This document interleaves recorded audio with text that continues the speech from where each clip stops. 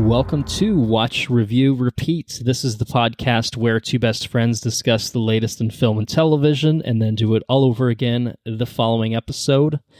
My name is Colton Brown. Joining me is Andrew Meadows. Back again for round two. Back again. You know, everybody Yes, thought indeed. that 2021 was just a shitty year. But you know what? It really wasn't that shitty. We had a lot to say about it. We still have a lot to say. We had a lot to say about it. We had plenty to say about it, and we have plenty more to add. Yes, that's where we are right now. With part two of our year in review for 2021. Yeah, I mean, I guess it's safe to say 2021 had a lot more to offer than 2020, yeah. or we were just in a particularly chatty mood the other night, and maybe we'll still be tonight as we now record part two. I don't know, but yeah, we've got a lot of ground to cover. As I talked about at the end of that episode, we basically have almost all of the technical awards to get through, acting awards, and then our favorites of the year in terms of film. We did exhaust, I think, our conversation on television. So at least we did that in that first part. So that's not bad. That's not bad, right? But you know, one advantage of doing it this way, and it's actually kind of funny. I'll have a slight sidebar. I thought, oh man, like, have we ever had to split a year in review episode like this? Like, we've obviously done it for other episodes, usually Marvel movies or Star Wars. Enrique hangs out with us, or Star Wars, where we're just sitting there for fucking hours talking about like every little plot beat. We actually have done it once. Really? The first time ever that we did our year in review of 2017, we split that into two parts. And I don't remember if we intended it to be two parts or if it was perhaps the first instance of an episode being so fucking long that we had to just chop it down the middle and into more bite-sized episodes. But I think the difference is we had not actually covered all of the films in 2017. We started the podcast in 2017 and we started it in August.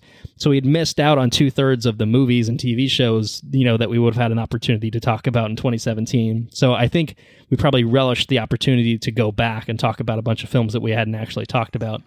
We have no similar excuse here other than we just have a lot of shit to say. Other than our tendency to just talk, and I do think that as the podcast has gone on, man, we I guess you could say we feel more comfortable talking. I don't know how else to explain it, but we can talk. We have like opinions. No other. Damn it, we have opinions, and we're not afraid to share them. So that's what we're gonna do now. We're gonna share some more opinions. Nice thing about having a few days between doing part one and part two is maybe we watched a thing or two in between. Maybe we did. Maybe we'll have an opportunity to revise our rankings and add a few more films or talk about a few more films at the very least. So that's very exciting. That's very cool. And you know what? There's one other thing that I actually think that we didn't really talk about at all on part one, and I think it bears mention, personally speaking, because it happens on television. It happens live too. It'll make sense when I talk about it, but it happens on television, and that's that. We had a pretty good fucking sports year in 2021. Yeah, we did. You and I, personally speaking, we had a pretty good sports year. So in 2021, there were a few televised events that brought us a Super Bowl championship for the Tampa Bay Buccaneers. The first since we were children. Yeah, it's true. It also brought us a second consecutive Stanley Cup for the Tampa Bay Lightning. So Tampa Bay's having a great time. Yeah, absolutely. It's invigorating. It's nuts. And for me, the Atlanta Braves brought home a goddamn World Series championship first since 1995. So it's almost first in a lifetime. and 2022 has started off on a good note for you as well, but we'll get there in a year's time. We'll get there in a year's time. But yeah, I thought that's some pretty good shit right there. That's some good it's awesome. Energy right there for 2021. It was basically all the sports were canceled in 2020, and 2021 brought us 3 championships. For our teams, I guess between the two of us, like that's rare. That's rare. Usually it's sports misery. When the Rays won 20? Well, I mean, the Rays haven't won one. They've never won the World Series. They've just had some playoff success and made it to the World Series a couple times. So, okay. They've lost, I think, both times that they've been. So, gotcha. So yeah. But almost there. So anyway, we almost had a trifecta. They're on the cusp. They'll get there eventually. Tom Brady is now retired. That's breaking news from a couple days ago. So we'll see how Tampa Bay fares on the football side of things. But yeah. Before we dive back into our technical stuff, what I'll do, since this is a separate episode, is I'll lay out the same parameters that I mentioned on part one. I'm sure this is just review for everyone, because surely if you're here, you probably listened to part one. Maybe you didn't, and so this will be helpful information for you to know. What we're doing for 2021, understandably, we're going to consider movies that were either released in theaters or released to streaming between January 1st of 2021 and between January 1st and December 31st of 2021. So anything from January 1st to before January 1st of 2022. We're considering it a 2021 film. And I only say that because it probably sounds like, yes, duh, that would definitely be a 2021 film, you fucking idiot, is because the way that the Oscars did things is a lot of films that would fall into that criteria of 2020, quote unquote, 2021 films were considered 2020 films for award nominations and winners and stuff like that. But we don't play by those rules. We play by the rules of a goddamn calendar year, the Gregorian calendar. That's what we roll with here on Watch Review Repeat. So that's how it's going to be. And there's a lot of movies that came out in 2021 that were supposed to come out in 2020, which means that there are a lot of movies to sift through. It was an embarrassment of riches in many ways, I think, on the film side of things, at least as far as I'm concerned. Sure. But Absolutely. we'll talk through those in due time. Fair spoilers, maybe some mild spoilers are going to be fair game for some of these movies that we talk about. We'll try to keep it relatively light without getting too crazy with things. And of course, as has already been said, we're giving our opinions. We're not afraid to give our opinions, as we said, but that's what we're doing here. We're giving our opinions. We didn't watch everything. We've watched more than we did technically when we recorded part one, but we still didn't watch everything. There are still movies that I think both Andrew and I would have liked to watch that came out in 2021 that we still didn't get to see, even with that little bit of extra time thrown in there. So that's just the way it goes. So with that said, I think we can just go ahead and dive into the rest of the awards that we have to offer. And so we will begin with Best Original Score, picking up from Best Original Song, which we threw on the end of last episode, so we could just talk about Encanto a little bit more. But Best Original Score, what is your pick for Best Original Score? Oh, you know what mine is. I can tell you what mine is. I think I know what yours is, and I think it's likely what mine is as well. So does it go like this?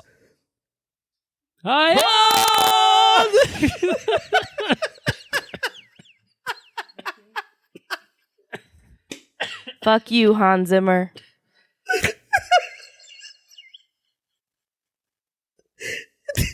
It's Dune for Best Original Score. I don't know if this made it into the final cut or not, but I just died of coughing / laughing. And I possibly just dying at the same time. I'm not even sure at this point. It's a very confusing time for me. It's Dune. It's Dune. Shit is intense. It's incredible. I know. So I ran all my picks for all of these past Anna before we recorded, just to am I crazy? Am I on the right page? What do you think about this? And I had two contenders for Best Original Score, and what I said to her was, I don't know, it feels like the Hans Zimmer Redemption Tour. And she's like, no, this is what he was working on when he was ignoring his work on Wonder Woman 1984. And I was just like, oh, yeah, that makes sense. Because I also thought about No Time to Die, which I think is a very good James Bond score. But Dune is something else. Oh, dude. Dune is Hans Zimmer, like, prime, digging deep. You know what I mean? Like digging deep. Like, yes. Like, actually doing his fucking job. Because half the time he's just phoning it in because he's Hans Zimmer, he can get away with it. But Dune is him. Like, oh, I give a shit. When I give a shit, I'm good. I'm good at my job when I give a shit. And he gave a shit with Dune, and it showed because it's an incredible score.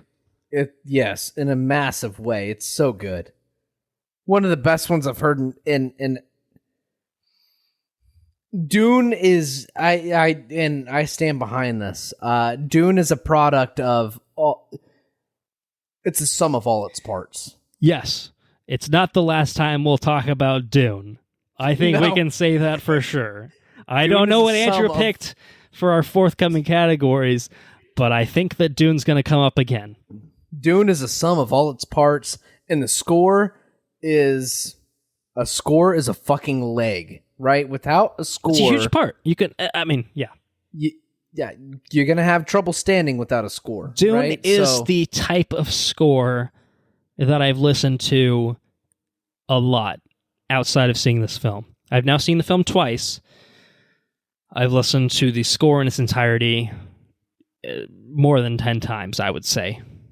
Yeah. And I've been listening to it as I read the fucking book, which is to say, they're next like level shit. Like they just go hand in hand at this point. Like, it just feels perfect for the material. It's perfect for the film, obviously, but it hits on a lot of the like what the book does too.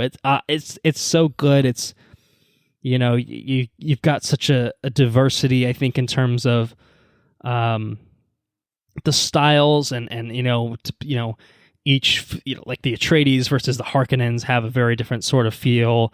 Caladan versus Arrakis takes on a super different feel. Like, it's unique. It spans different things, and and you've got the fucking.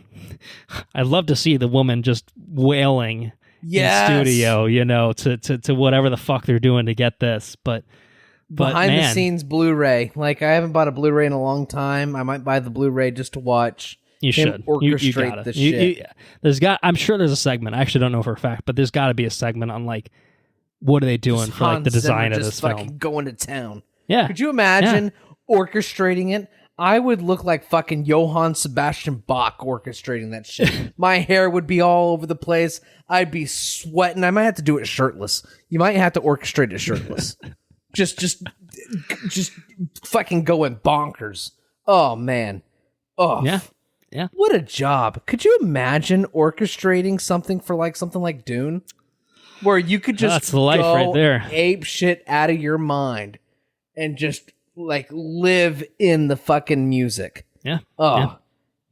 Or just be that lady screaming. I'm not going to do it again. I'll die. Oh, I'll die. man, I'll kill myself if I try to do it again, but it was fun. Incredible. It was fun attempting it. It was fun. I can't do it. It was great. It wasn't me in studio. At the same time. Yeah. Incredible sound. Incredible score. Incredible score. And really, I have that shit on Mondo record LPs. Well, it's coming. Thanks to it's coming soon, right? You don't have it Brown. yet. I don't think. I don't have it yet. No. I think it's going to ship sometime next month, and it's going to be glorious. Just like the Green Knight. The Green Knight should be coming sometime soon too. Oh, that even seen that yet? I didn't realize that hadn't come along yet either. But yeah. Well, maybe that's another film we'll talk about on this episode again. Yes. Honestly, score-wise, as much as I like No Time to Die, there was nothing else really that even came close to Dune. Nothing that sniffed it. Dune's like. It's on its own pedestal. It's way up there. It is. So Hans, if you could devote that same sort of effort to all of the projects that you sign on to, that would be much appreciated, my good sir. AKA, if you're not going to put the fucking effort into it, don't take the paycheck. I understand you like money. I do too. But respect the craft. Respect the craft. All right, we're going to move on. To some other awards. We got a couple screenplay awards to hand out. So let's start with Best Original Screenplay. I think that we will not agree on this one. because I picked a film that you have not seen. So that lends me to believe that you will not pick it. But shall I start? Shall you start? I already forgot where we are. Minari. You picked Minari. Well, Minari was my runner-up, so that there's that. There's a little bit of synergy there. Yeah, I picked Minari. Minari was an incredible film, and it's. I feel like it's the American film that all Americans need to watch, like right now, right? Like it. We have so much discourse in our country right now over so many different things. And one of those things is immigration and this and that, and like what it is to be American. And so often Americans forget, like born Americans forget what it is to be American. Like what does it represent? And it represents everything present in Minari.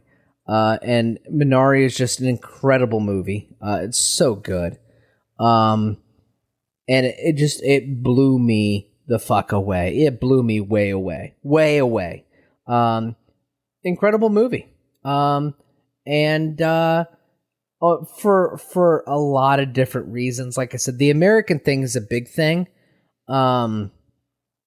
But also like what it is to be on the other side of the coin. Like what does it mean to integrate into a new place? Right? We obviously have no conception of what that means. Maybe you move from one location to another, maybe like you gotta like make new friends or something. But you're not you're not having to learn a different language. You're not having to do this or that, right? Like it's completely different. And so it presents, it's one of those things that allows the person to, it allows them a different perspective, wholly, from something that they're not present to. And it does it in an artistic, real, authentic way. And I thoroughly enjoyed it. Minari is a wonderful movie. I think everybody should probably watch. They're better for watching it. And that's a original screenplay, I think.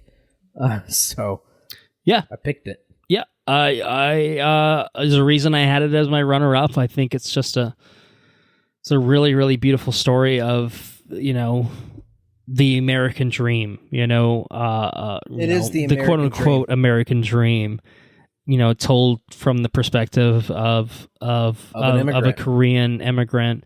Screenplays by Lee Isaac Chung, who also directed the film.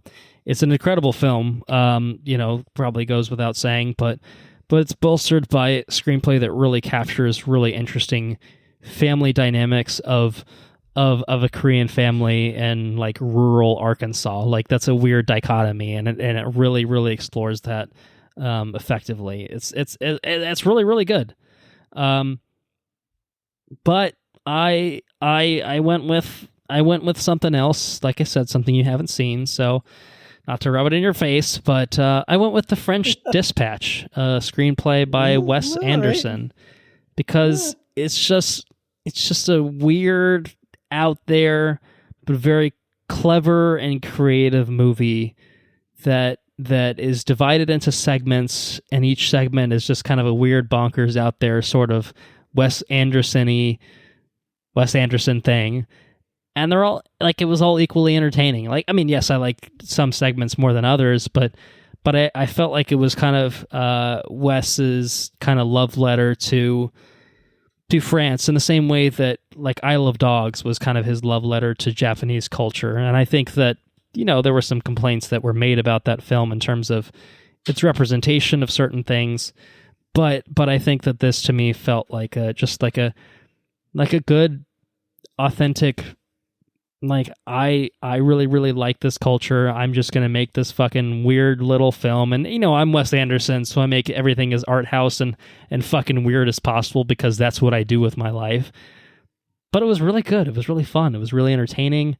It would definitely be something you like. I can guarantee that. I do think that it's... I meant to watch it, yeah. I think that it's available to rent, maybe. I'm not, maybe VOD or something like that. I think there is a way to watch it. I encourage you to do so. I encourage others to do so as well. But yeah, it's just, I don't know. I thought it was just very, very creative, and for me, like that's kind of like the mark of what I really, really, really, really liked about it as a screenplay, was him just going outside the box and just conjuring up this just kind of these weird scenarios. Like, I don't know, that to me just is it's just really entertaining. So yeah, that's kind of why I went with it. Are we ready to move on to best adapted screenplay? Yeah, I'm happy to talk about my most adapted screenplay. I think I know what it is, but you think you know? I think I know. We'll see if you know. This is one of the most anticipated movies that I've ever had to endure. Actually, you know what? There's actually really. I think it's one thing, and then now that I think about it, well, I guess it could be two things. So I will tell you that there were two runner-ups, and one of the two, I guarantee you know one of the two. Well, I'll give you the runner-up first. Okay. The runner-up for me is Dune. The runner-up for me is Dune. So then I know what the winner is. Okay. All right. That solidifies it, which was my initial inclination, but I'll tell you why I went with Dune as my runner-up for adapted screenplay, and the reason being is the reason why I considered it is Denny or whoever constructed the screenplay, I'm not looking it up right now, they did an excellent job of distilling an incredibly complex thing and making it into a simple thing, and it elevated the film. The book is complex. The book has a lot of systems.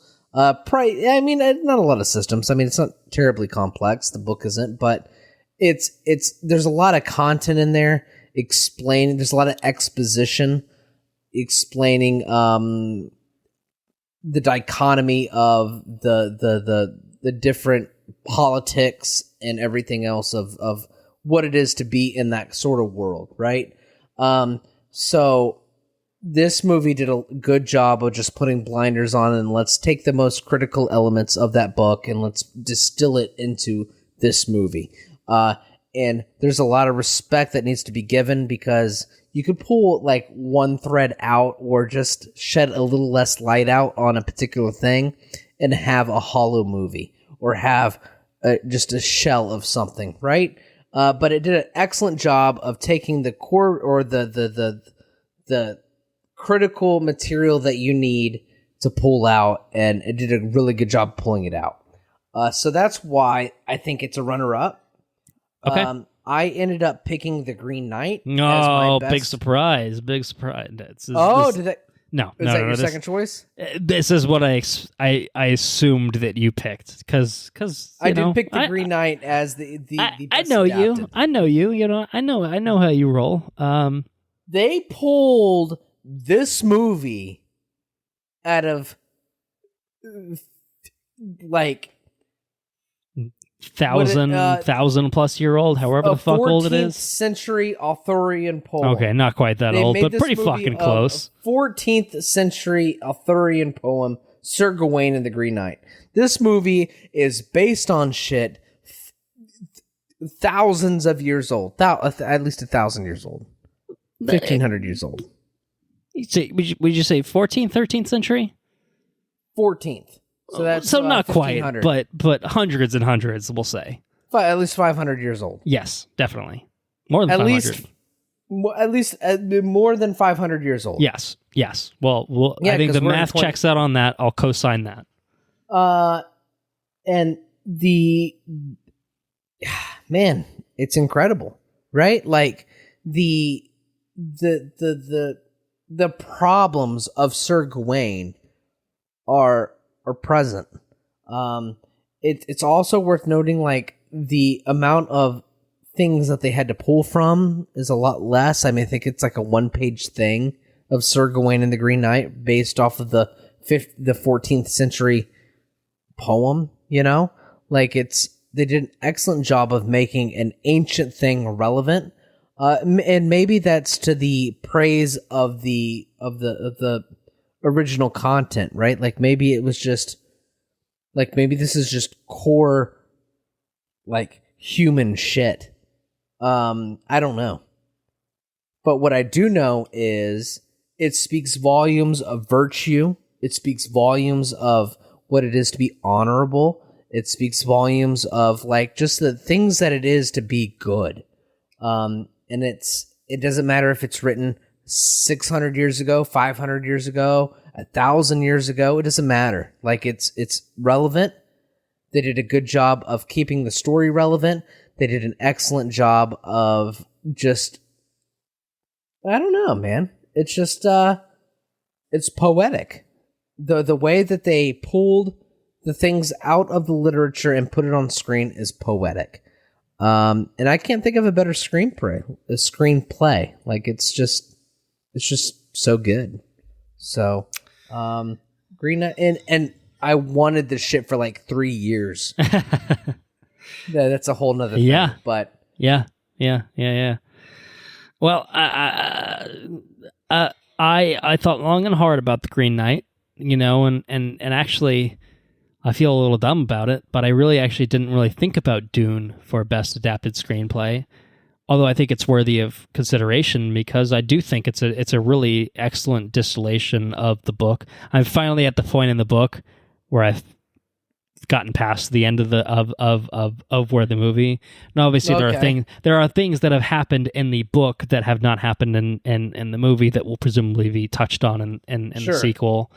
It's kind of plays fast and loose with it, but it boils a little down. bit. But it takes a complex thing. It moves things around in terms of the sequencing, but it really is an excellent translation of the film, of the book rather, and getting the essentials of these characters through their performances.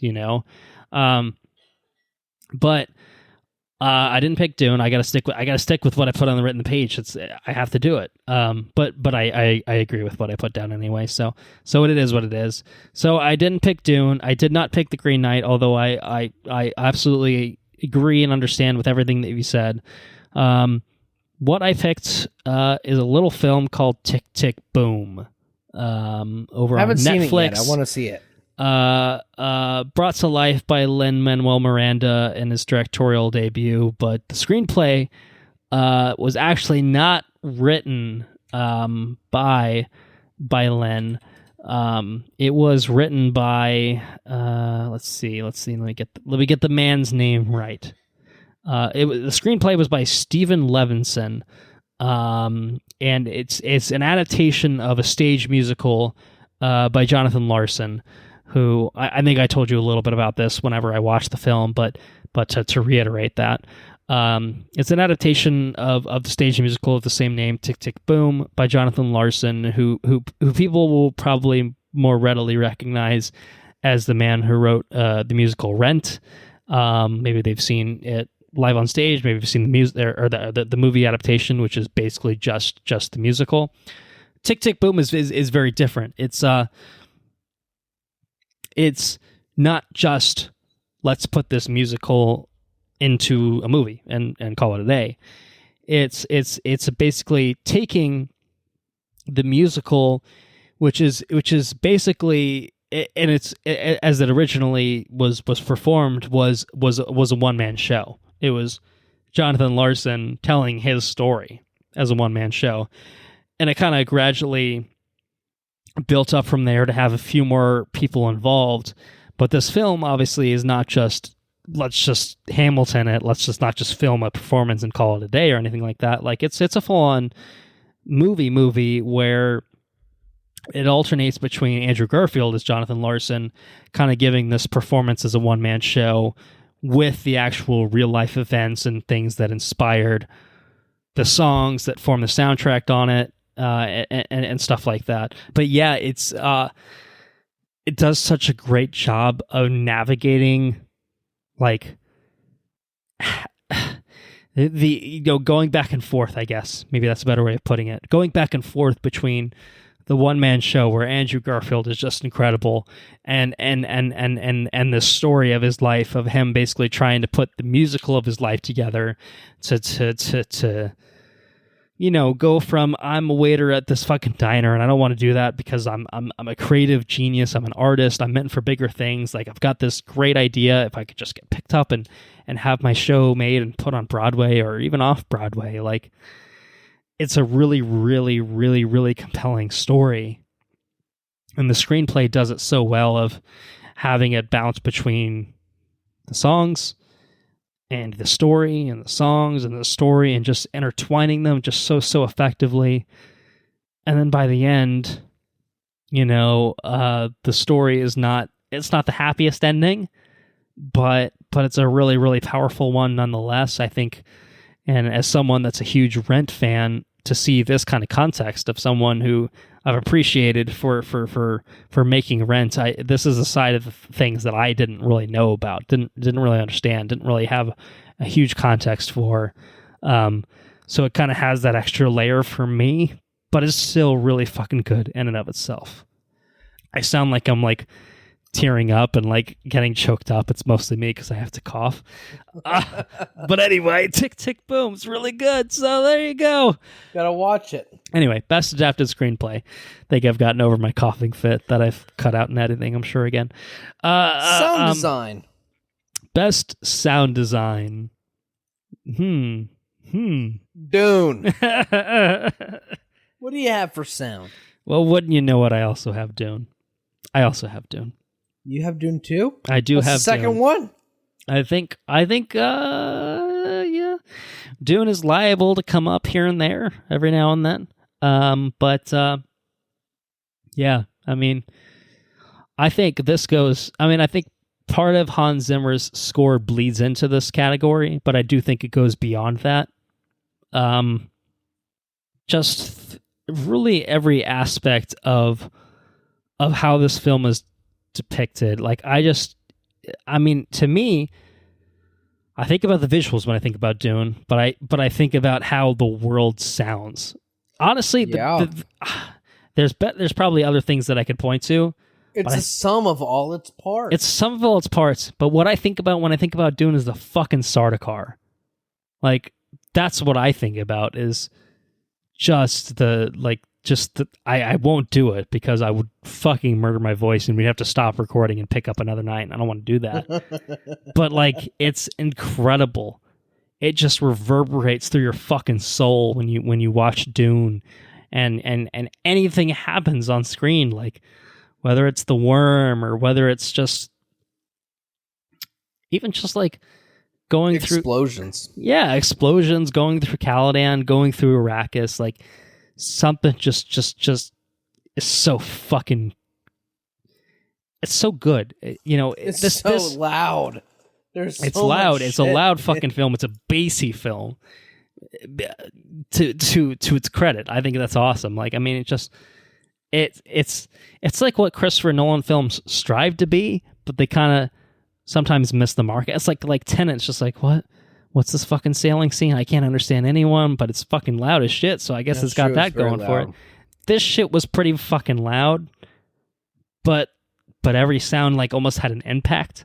You know what I mean? Like, it's some sort of machinery. It's a spice refining machinery, or it's fucking Gaiety Prime or Gaiety Prime, whatever it is, for Guess the Harkonnens what? are like loud. fucking. It's your fucking ears, man. Yeah, something. Oh man, they're the best thing. What's that? The omnicopters. Oh yeah. The ornithopters. Yeah, they're fucking. Is that what it sounds like? I don't know what's happening, but every time you start to do it, it literally cuts out, and I cannot hear anything that you're doing. I'm hoping that your microphone is capturing it, because then I can listen to this, back when I edit it. I hope think, it sounds. Oh yeah, just yeah, like yeah. Dune That was when it. That's the shit right there. Edit the episode. It just sounds like a fucking thing. But anyways, yeah, omnicopters were the coolest. Yeah. They're fucking awesome. Yeah. And those dune worms, when they start to come up and they start to like produce the spice, and he starts like tripping out. Oh man, so good. So good. So good. Sound design, Dune. We both agree. What'd you get for editing? We agree. Though?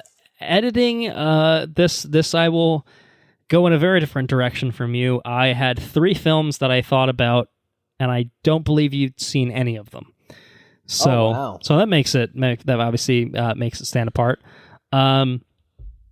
I thought about Tick, Tick, Boom for the same reasons I kind of articulated with the adapted screenplay of, going between the stage show and kind of showing the events that they're singing about. And I thought that was all really well done, how it kind of bounced back and forth throughout the film. But I think the other 2 films that I thought about were a little bit more clever about their editing, a little bit less obvious in like how they did it. So one is something I watched pretty recently, and that's Edgar Wright's last film. It's called Last Night in Soho. His last movie? Why is that his last movie? His last movie that he made. I don't think it's his final film. Okay. Presumably he will make more. But his film that came out in 2021, for clarification. Basically, the main character goes to bed and she has some sort of connection with someone from the 1960s, and she's able to like see her life. She's able to like feel her life and like see her life through visions, basically. And so the way that the film depicts that is sometimes it's her like looking in the, like she's doing something from afar and she's looking at her from a distance and like, okay, that's what's going on. And then there are other times like there's like a very elaborate dance sequence where, the 60s version is dancing, and the camera kind of sweeps behind someone, and then once they go past that person, it's the modern day character who's dancing in her place. And then there's another, sweep past a different character, and it's back to the other person. So it's like this kind of continuous fluid shot. In the way that it's edited, it looks like it's going back and forth between 2 different people, and it's just really, really well put together. Like that's what stands out to me, and it kind of does that here and there with just having these 2, or whether she's looking in a mirror and it's the other person looking back at her. Like it's just really, really cool how they did like these 2 people kind of in one sort of body type thing. That was really, really well done. But my actual answer to 20 minutes to answer the fucking question is a film called The Father. Not one I think you saw. But no, I never saw that one.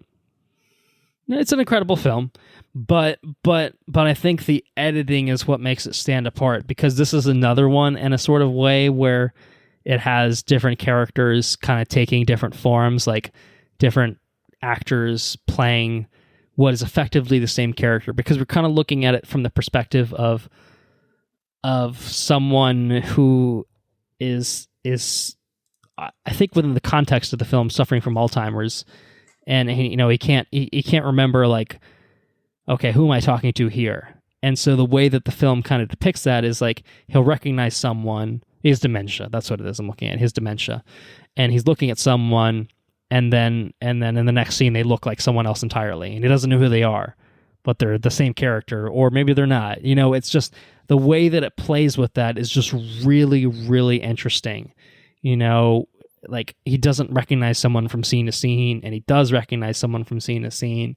And the way that it edits that is very, very seamless, where it doesn't, there's no breaks between scenes. It's like, oh, this is 2 years later and it's a different character. It's like, oh, no, this is the same fucking moment, that's being depicted, but this is a different person that's in this, and they're having a different conversation. And, so it tries to illustrate the way somebody that has dementia thinks. Yeah, exactly. So it's kind of disorienting.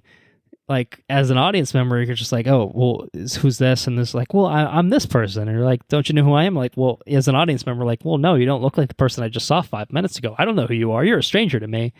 It's really disorienting at times, but like in a good way, and like an impressive filmmaking sort of way, where I don't know.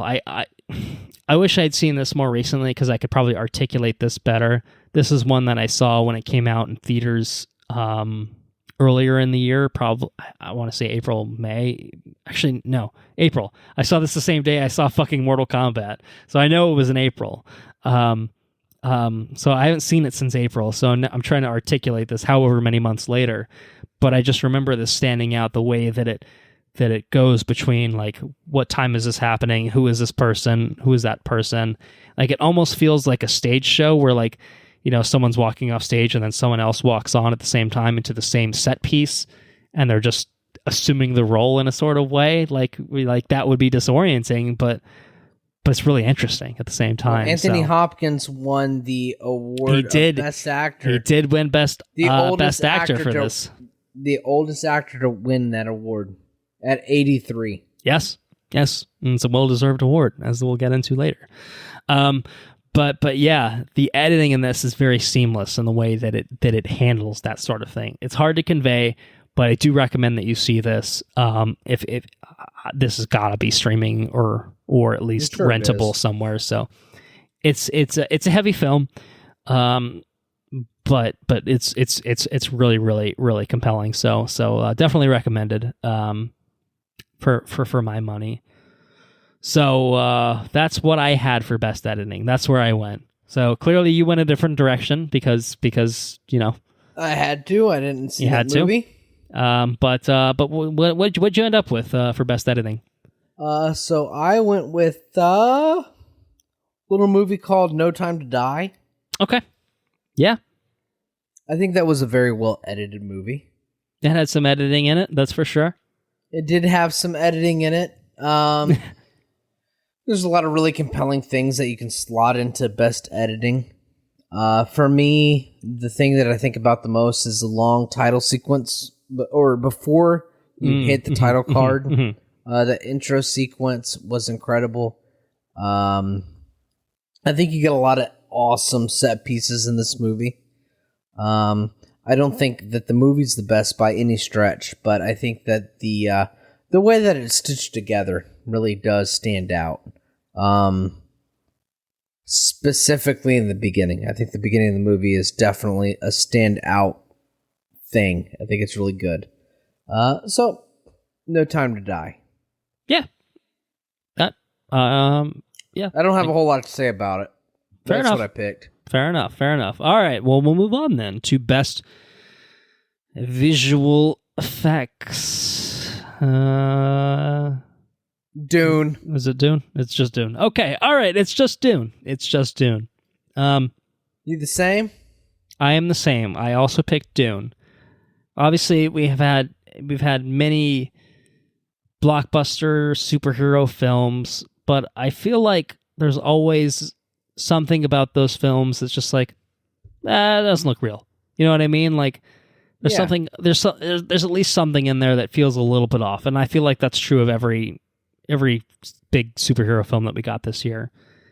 Dune feels like a whole fucking goddamn world, like brought to life, realized. That doesn't feel fake to me. No. Like, you know, like it like, yes, it's a desert planet, and like obviously we have deserts on this planet, so it's not a crazy concept to come up with, but it does feel like a different planet to me, you know, in the same way that Tatooine feels like a different planet, you know, like, yes, there's deserts, but like, you know, the Star Wars planets feel different.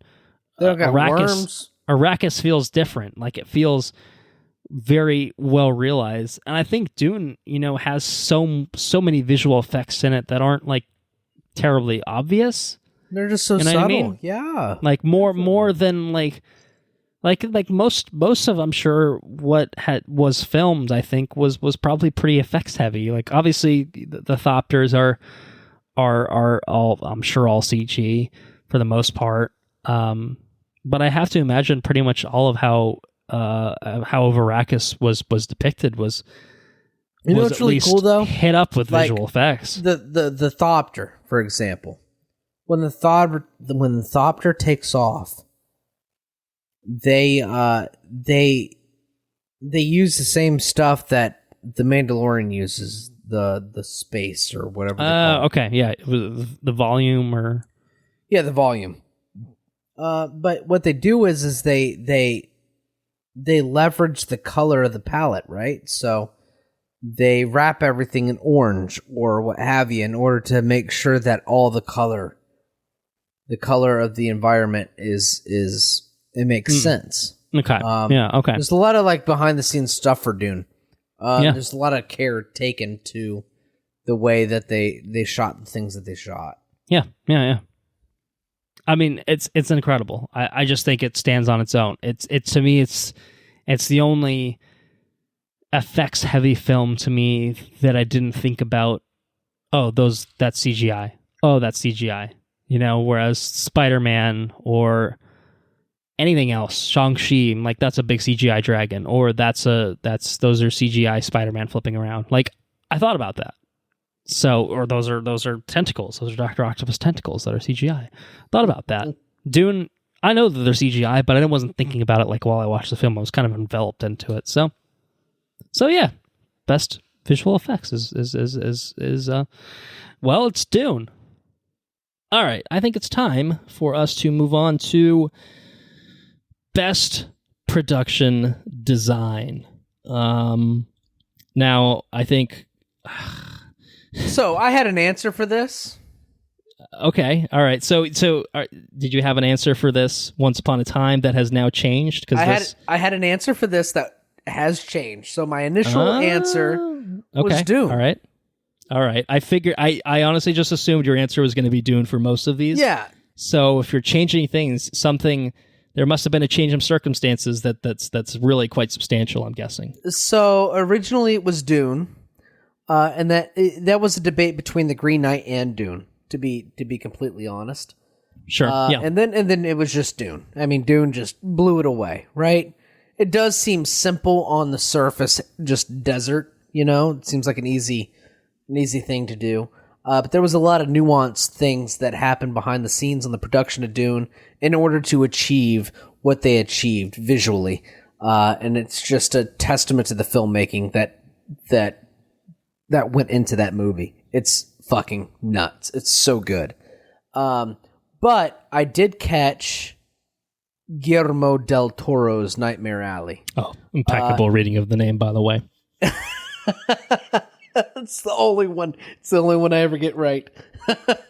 On point. And that's just beautiful. And it's because there's mad respect for Mr. Del Toro. There's just one thing that is apparent when you start watching this movie. It's just the attention to detail.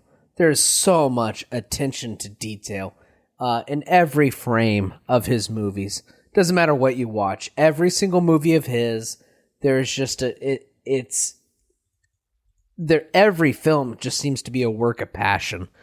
And this movie's no different. I'm very, very close to redoing the man cave and where I record these episodes. And I've gotten into woodworking the past couple of years a little bit. Like I'm not like a carpenter or anything, but I dabble a little bit with creating things. Anyways, there's a whole like Art Deco kind of like style to this movie. This movie would also be beautifully shot in black and white. And apparently it was. There is a black and white version of it that I think has at least been released in like select theaters, and maybe I wonder if they'll put that on a home release at some point. I feel like they probably will, even if it's just like an extra disc or something. But like it's so funny. I swear to you, I paused this movie, and like Sarah was like doing homework and stuff. She didn't really give a shit about this movie, but she was doing her schoolwork and whatnot. I paused the movie at like a particular frame when he's talking to Bradley Cooper's talking to what's her name? She's the elf in Lord of the Rings. Kate Blanchett. Yes, he's talking to Kate Blanchett in her office, and I paused and I'm like, holy shit, this is like a straight up black. It's a very lavish office right there. The woodworking is impeccable. It's nuts. Okay, but and it's totally Art Deco, which is like at least I think it's called Art Deco. I don't want to sound like an idiot, but I'm pretty sure it's Art Deco. No, like that feels. I do believe you're correct. It just feels like the total style. But you can pause it on any frame, like specifically in the office, and specifically when he is like in when he's giving his presentations or whatever in front of like all the fancy people, and specifically in the gardens. Like there's specific moments in this movie where you can pause it in color and just say, this look like it looks like it should be monochromatic. Like it just looks like a black and white movie. But talking about set design, like when they go into the carnival and when he's hunting, when the whole carnival's hunting for the guy through the what do they call those houses? With the spinning wheels, you had to walk on like Funhouse. I don't know. Funhouse, yeah. When they're hunting for the guy in the funhouse, and you know the doors open and everything, it felt like they legitimately designed an entire funhouse for this movie.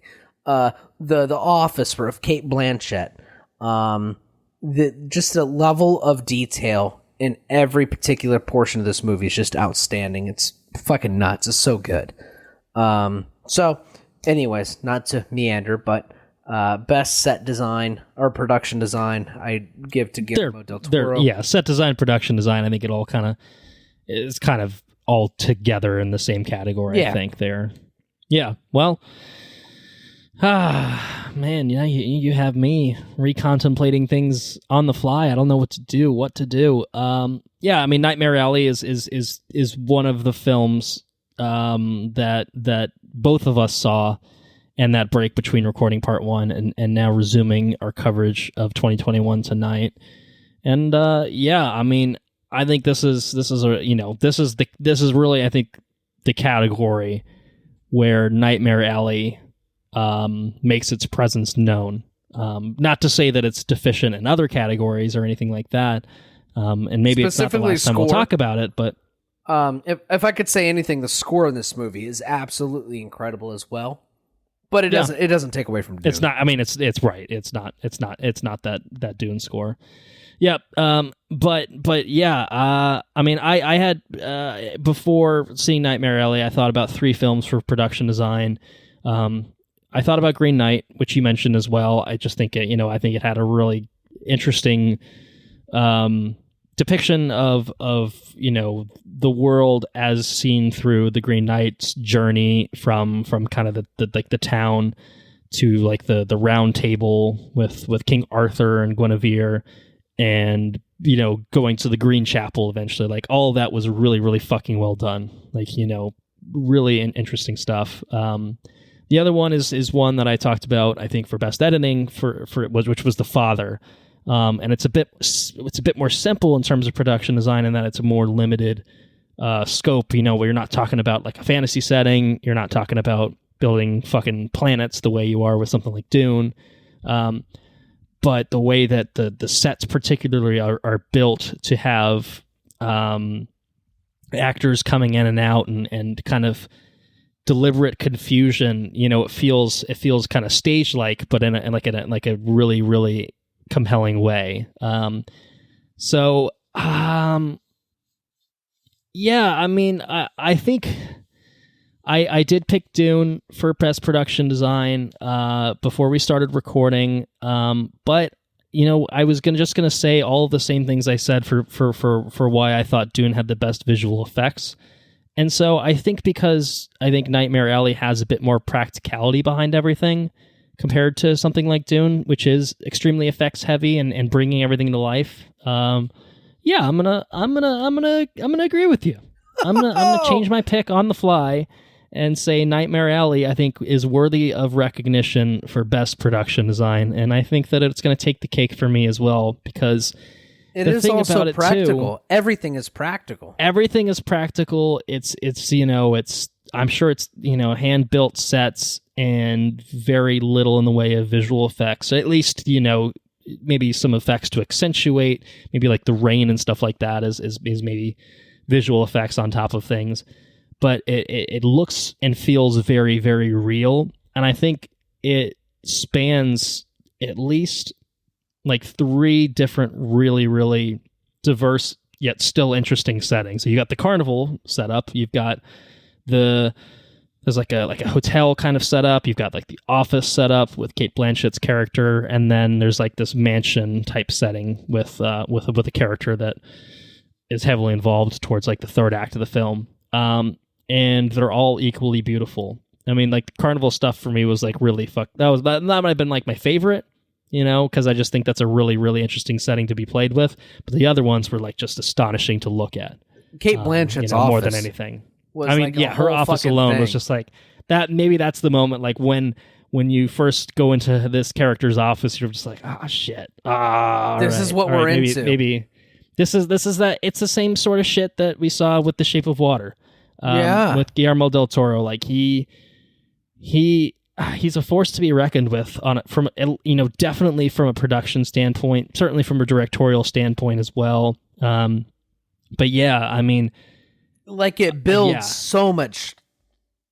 There's so much character. There's so much depth baked into the film just from the design of the settings. I think that was totally true of The Shape of Water too. I think it's the same sort of thing where the attention to detail, as you've stated, that he puts into everything in his films makes it feel so lived in and real in a way that sometimes films can feel artificial. And I don't think any of the films that I talked about did really, but this one almost it still feels a little bit like a cut above some of the other ones. Maybe like The Father is very, very real world, and it's not a film you saw, but yeah, I mean, I just think Nightmare Alley has it on a little bit more of a grander scope, and that makes it feel like a maybe a slight reason for to give it the award as opposed to any of the other ones I talked about. But yeah, that's where I'm at with it. I just think his production values add so much depth to the characters, like and it's astounding, right? Like we talked earlier about how Dune was like the sum of all its pieces, right? Like all the little things compounded something major. All of Guillermo del Toro's movies, they're going to take the score and it's going to add depth. They're going to take awesome actors and it's going to add depth, and then they're going to add the setting and the set design, and it all adds depth, and it just like builds into this crescendo of a production, and they're just outstanding. I'm not going to tell you Dune was a different scale, and we never talked about Nightmare Alley, to be fair, so this is like the first time I can like... I know, yeah, we're like gushing about it because it's like, all right, now is the time to say everything on our mind about it. We're going to do a mini episode within this episode on it. I do think that the best like point to start on with talking about Nightmare Alley is production design. It's a movie that's built into a lived-in world, and those characters of Nightmare Alley live in that world, and it's very well realized. It's so good. So boom, that's why I got best production design right there. And that's why you convinced me. I didn't need that much, arm wringing to get there, but just a little push. But a little push was what did it, and that's exactly what did it. So I think it's time to move on then to best cinematography. Another barn burner of a category in my assessment. Perhaps it's a hard one. Perhaps I'll begin here. I think The Green Knight merits strong consideration. Andrew Droz Palermo is the cinematographer on this one. Really, really incredibly shot. Beautiful, just a beautiful film. Man. Oh man, I'm having another like crisis here of like shit. Maybe I should pick The Green Knight. I just said a minute. I said, but then even that. You say The Green Knight, and then you think about all the frames, like every moment you could pause the movie. That's how I think about cinematography. I think let's pause the movie. Okay, does that look nice? Yeah, it fucking looks excellent. It looks so good. I could put it on the wall. You're right. I mean, yeah, I think I started there. And I might end there. I think I made these picks. I made these picks days ago, and then I'm looking at them like, man, what was I thinking in the moment? What was I thinking? I was wrong. I think you're right. Is The Green Knight your pick? Let's start there. Well, are you just fucking with me? Are you jerking my chain here? There are other films to be talked about here. Don't get me wrong. Why don't you do this? Why don't you talk them out? Talk out your movies. All right, I'll talk it out. I'm not going to come to a conclusion yet. So, contender number one, shall we say, behind door number one is The Green Knight. Behind door number 2, I had Nomadland. Joshua James Richards, cinematographer on that. Man, that was a beautiful film as well. Different, more naturalistic, depicting our world, you know what I mean? And like the most beautiful way that you could see it. Door number 2 is Nomadland. Door number 3, I had fucking Dune. Greg Fraser. It's hard to find any sort of technical flaws with Dune as a film.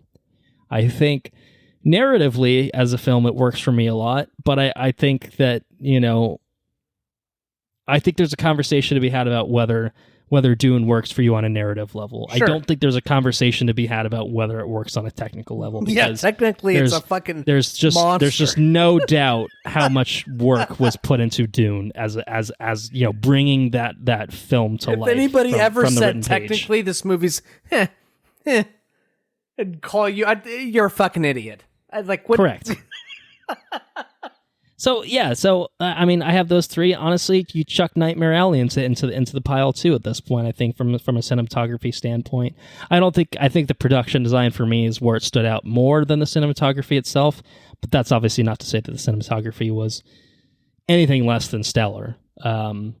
So I'm going to stick with the 3 contenders for my money. Am I making a pick now too, or you don't have to make your pick? Am I going to hear your thoughts? Okay. So I agree with you in those 3 contenders. You have Green Knight. So Green Knight was beautifully shot. I think the thing that elevated Green Knight was the editing and the post-production values of the Green Knight. I think those 2 things meshed really well to make a really good product. I think you had 2 people that worked very well together in that movie. I think that Nomadland is.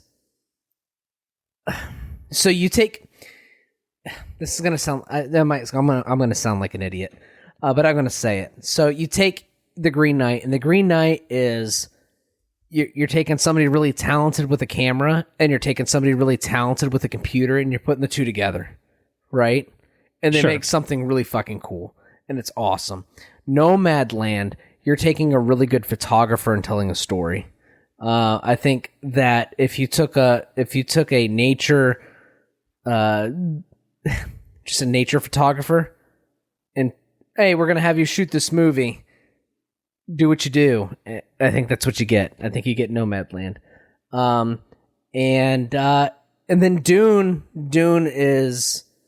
The cinematographer elevated the story in a large way with Dune. He did a good job of capturing the just like the destitute nature and the it's not veracity, but it's like the visceral nature of what it is to be on a desert planet. I think he captured that really well with Dune and the way he shot everything.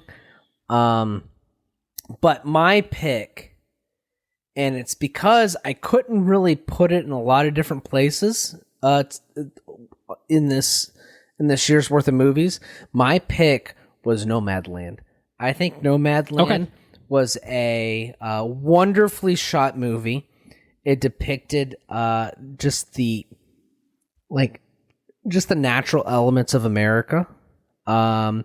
And I think it really did a really good job of elevating the story and the characterization of Francis McDermott's character. I think it did a really good job of just elevating that characterization with her and juxtaposing her with nature and like the way she was as a person with the cycles of nature. I think it was a really well told story, and it used cinematography to tell that story. Much in the way of Baraka, I'm a sucker for that sort of stuff. Yeah, I shouldn't be surprised by this at all. Yeah, that's fair. So cinematography for me goes to Nomadland. I think it was perfection. It was so good. Mm-hmm. Like there's certain frames and like the with the way the score and the cinematography and everything just kind of like culminates into this big thing. It drew me to tears, and it was just like a visual thing. It was so good. Nomadland is a tour de force with the way it was shot. It was fucking so good. Yeah, I agree. I totally agree. Yeah. So that was my pick. Yeah. Well, I say I totally agree, but I'm leaning a different direction still. Which way you lean? Green Knight still? Well, After I mean, you talked it out? after I talked it out, Dune was my initial pick before we hit the big old red button and started talking. Something you said I think has really resonated with me. It's kind of stuck with me. The idea, I mean, the Green Knight. I just feel like any frame of that movie is absolutely something I would frame and put on a wall. Yeah, you know what I mean? Gorgeous. It's cool. It's cool. I think Nomadland has a lot of that, and I think Dune has a lot of that. But both of those films, to me, have moments that aren't as wow-worthy or mind-blowing as something like The Green Knight is, like almost in every single scene. You're not going to frame Francis McDermott in the Amazon warehouse. Surely not. Probably not. Probably not. No. I mean, depending on if you have like a art studio, maybe, but not in your house. Yeah, and I think about, what I'm reminded of is, in Thor Ragnarok, there's the moment of the Valkyrie backstory where it just looks like a fucking painting brought to life. That's kind of like what the Green Knight is, and like every frame. Most of the film, really, and it's it just feels, it feels true to like this kind of crazy, modern adaptation of a story that is centuries and centuries old, brought to life with a modern color palette and everything. Like, oh man, like it feels like fucking art. Like it does, like in the way that it's depicted, in the way the that movie it's shot, the Green Knight shown, is the colors, So yeah, I'll say the Green Knight. I'll say the Green Knight for best cinematography because it. I think in looking back at the Green Knight, that's one of the aspects that stands out to me the most is the cinematography. So yeah, that's where I'm at with it. That's where I'm at. Nothing beats that fucking crown coming down. Oh his head. Man, fucking incredible. Yeah, and it fucking ignites. Oh, so cool. It was such a cool movie. Such a good movie. It was so good. Yeah. I need to rewatch it. All right. Moving on. Me too. I definitely need to rewatch it. It's one of those, I think, had I rewatched it more recently, like the way I did with Dune, I think it would have.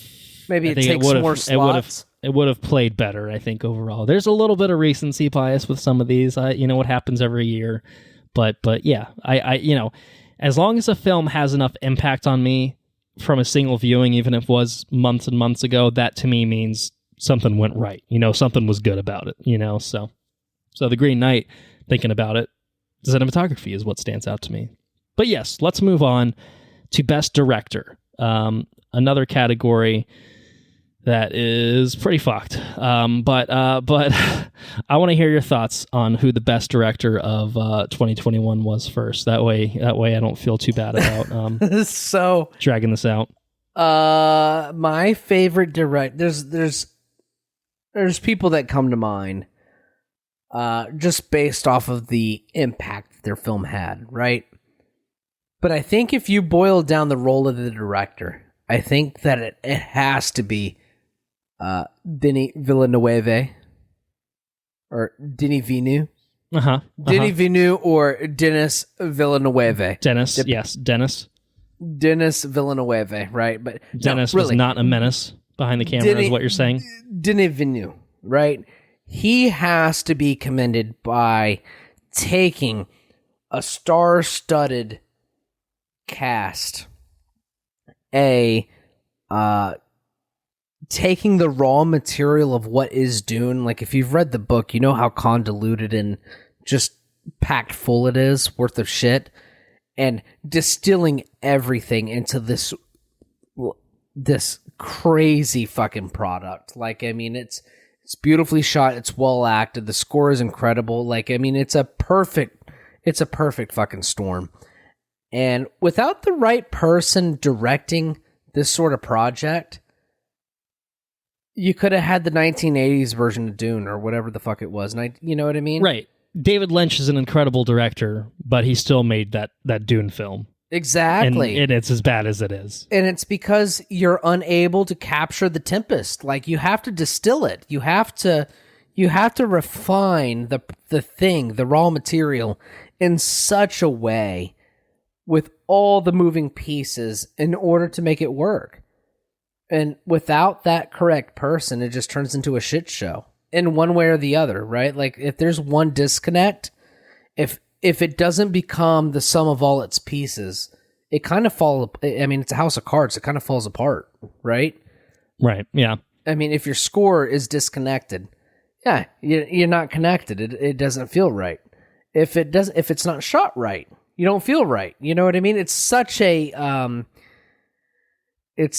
out there kind of thing that if it doesn't work right, you kind of have a shit show. You have a real bad thing, right? So, I think with that being said, I think Denny was given I don't know if he was given it or if he took it. I don't know how that works, but I think the responsibility that was either thrust upon him or that he took on, I think that we would not have the thing that we have now without him.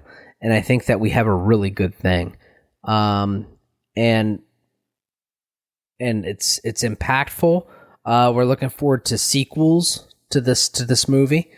I think it's really powerful. It's incredible. I can't think of any other.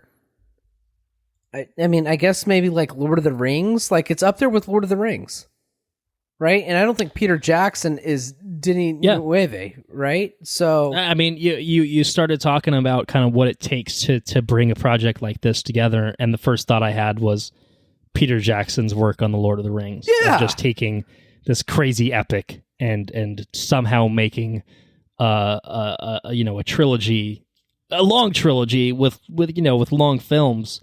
But still making it approachable and entertaining and still a really, really pretty faithful adaptation of the source material at the same time. There's a lot of shit that goes into that, right? Like, you take and if you don't do it right, even people that were once successful can still make the Hobbit trilogy. So, or George Lucas is a great example of someone who once upon a time had an amazing idea and made an amazing film and continued to work and create an amazing trilogy and then made another trilogy. And the ideas are there. Less than successful. Like with George Lucas, the ideas are there. It can be so good, but it's so grand on what you're trying to achieve. You got to have someone that has the vision to shepherd it. Yeah. And bring it all together, bring it home. Because if you don't have that, if you don't have somebody to tie it all in, you don't tie it all in, and it like pops out on the edges and shit. It's not a good project, right? So, with that being said, the order was tall, the vision was grand, and Denny delivered on all fronts, on every single front. He fucking nailed it. So I think in a big way, he is definitely Director of the Year for me. Like, we have this book, it's fucking out there, there's a lot of shit in there. How are you going to change this into a movie? And he fucking delivered it with a bow on top, with a cherry on top. Bloop, boom. Nailed it in a big way. So I really, and there's a lot of good movies that came out this year. And not to disrespect any other directors. I just think that his order was a little bit taller, and he did a lot of footwork in order to deliver what he delivered. So I'm going to give it to him. Well, you state a compelling case. Another one that I almost feel very tempted to be swayed by, but I'm going to stick to my guns on this one. So before I give at least a little bit of lip service to Denny, and I you basically covered, I think, all there is to cover in terms of what Denny brought in directing Dune. David Lowery did amazing work at The Green Knight. Jane Campion did great work with The Power of the Dog. I don't know if we talked about that film. Really, really great, compelling Western film that's getting a lot of awards buzz. Guillermo del Toro, we just talked about him obviously extensively for production design. I think Nightmare Alley is an exceptionally well-directed film. But for me, it was a two-horse race, and Denny ended up being my runner-up. I don't know if it was just a case of, God damn it, I'm just doing all the awards and I feel bad and I got to give someone else some love here, or what it was. But I think, Denny, yes, I mean, absolutely took this film and brought it to life in a way that perhaps no other working director at the very least could have done. In far less capable hands, it could have been a disaster. And even with the modern technology, I think you can posit the argument the David Lynch film was failed by, it just wasn't the right time to bring that film to life. Or you could say that the book itself is too dense to do it as one single film. But didn't he prove that wrong though? Well, I mean, I guess not in one. I guess you're right. Not in one single movie, right? Yeah, because I think that the David Lynch one is overstuffed and did not age well. If it ever had a point in its existence where it was the right age, I guess, I think Denny, did amazing work with Dune. Just, great performances mined out of the entire fucking ridiculously stacked cast. In addition to the production design aspects and obviously bringing talented people on board to realize his vision of what Dune could be on screen. I mean, he nailed it. He fucking nailed it. There's no doubts about that. But I went with Chloe Zhao for her work on Nomadland for Best Director, because I think Chloe Zhao impressed me in a non-traditional directorial sort of way, in that, Nomadland is a beautifully shot film. It's a gripping story of one woman's kind of journey through life after her life gets turned upside down by her circumstances. I think that what makes Nomadland a really, really interesting feature film is that it's a pseudo, people have called it like part documentary. That's not really accurate to say, but there's a lot of non-actors. There's a lot of non-actors in Nomadland who are given prominent roles where they are, for all intents and purposes, acting. They're sort of acting as themselves, but it takes someone special, I think, to make people that are not necessarily comfortable being in front of a camera and make them feel like people, not stilted, automatons delivering lines from a script. Like, nah, man, like they're pouring their hearts out and they're telling their stories, and some of it's like true and some of it's fictionalized. The lines get a little blurred, but man, like, hearing about like fucking Swanky's story and, and the impact that Swanky's story has on Frances McDormand's character was really, really incredible, I thought. We talked about it when we covered the episode, but I mean, it's a story. It might not be a straight up documentary, but it's a story based with people. Like, this is a story about people based on real people told through a semi-fictional medium with a fictional protagonist who was basically just Frances McDormand kind of playing herself in this sort of way, in a way that only Frances McDormand can just very naturally do, So she's fucking so good, right? She's really good. She's very, very good. And yes, there's a lot of shitting in buckets in this film and the like, but I do think that all in all, I mean, I thought that it just told a really, really good story about people. And I thought that the way it was brought to life by Chloe Zhao and in this way was just so well done. Makes me want to rewatch the movie again. It was such a good movie. I just think it's a film that, like, again, the same thing you can argue. Like, there's probably no person except for Chloe Zhao that could have made this film in the way that she made it. And she was so heavily involved in it from I think she did the editing on it as well, and the writing on it. Like, you can always tell those movies that are just works of passion. You know what I mean? There's something definitely. Definitely. There's something that clicks with the person in charge, whether they personally identify with the project or whatever the case may be. But you can tell works of passion when they come through, and Nomadland is definitely one of those. Without a doubt. Yeah, absolutely. And it's to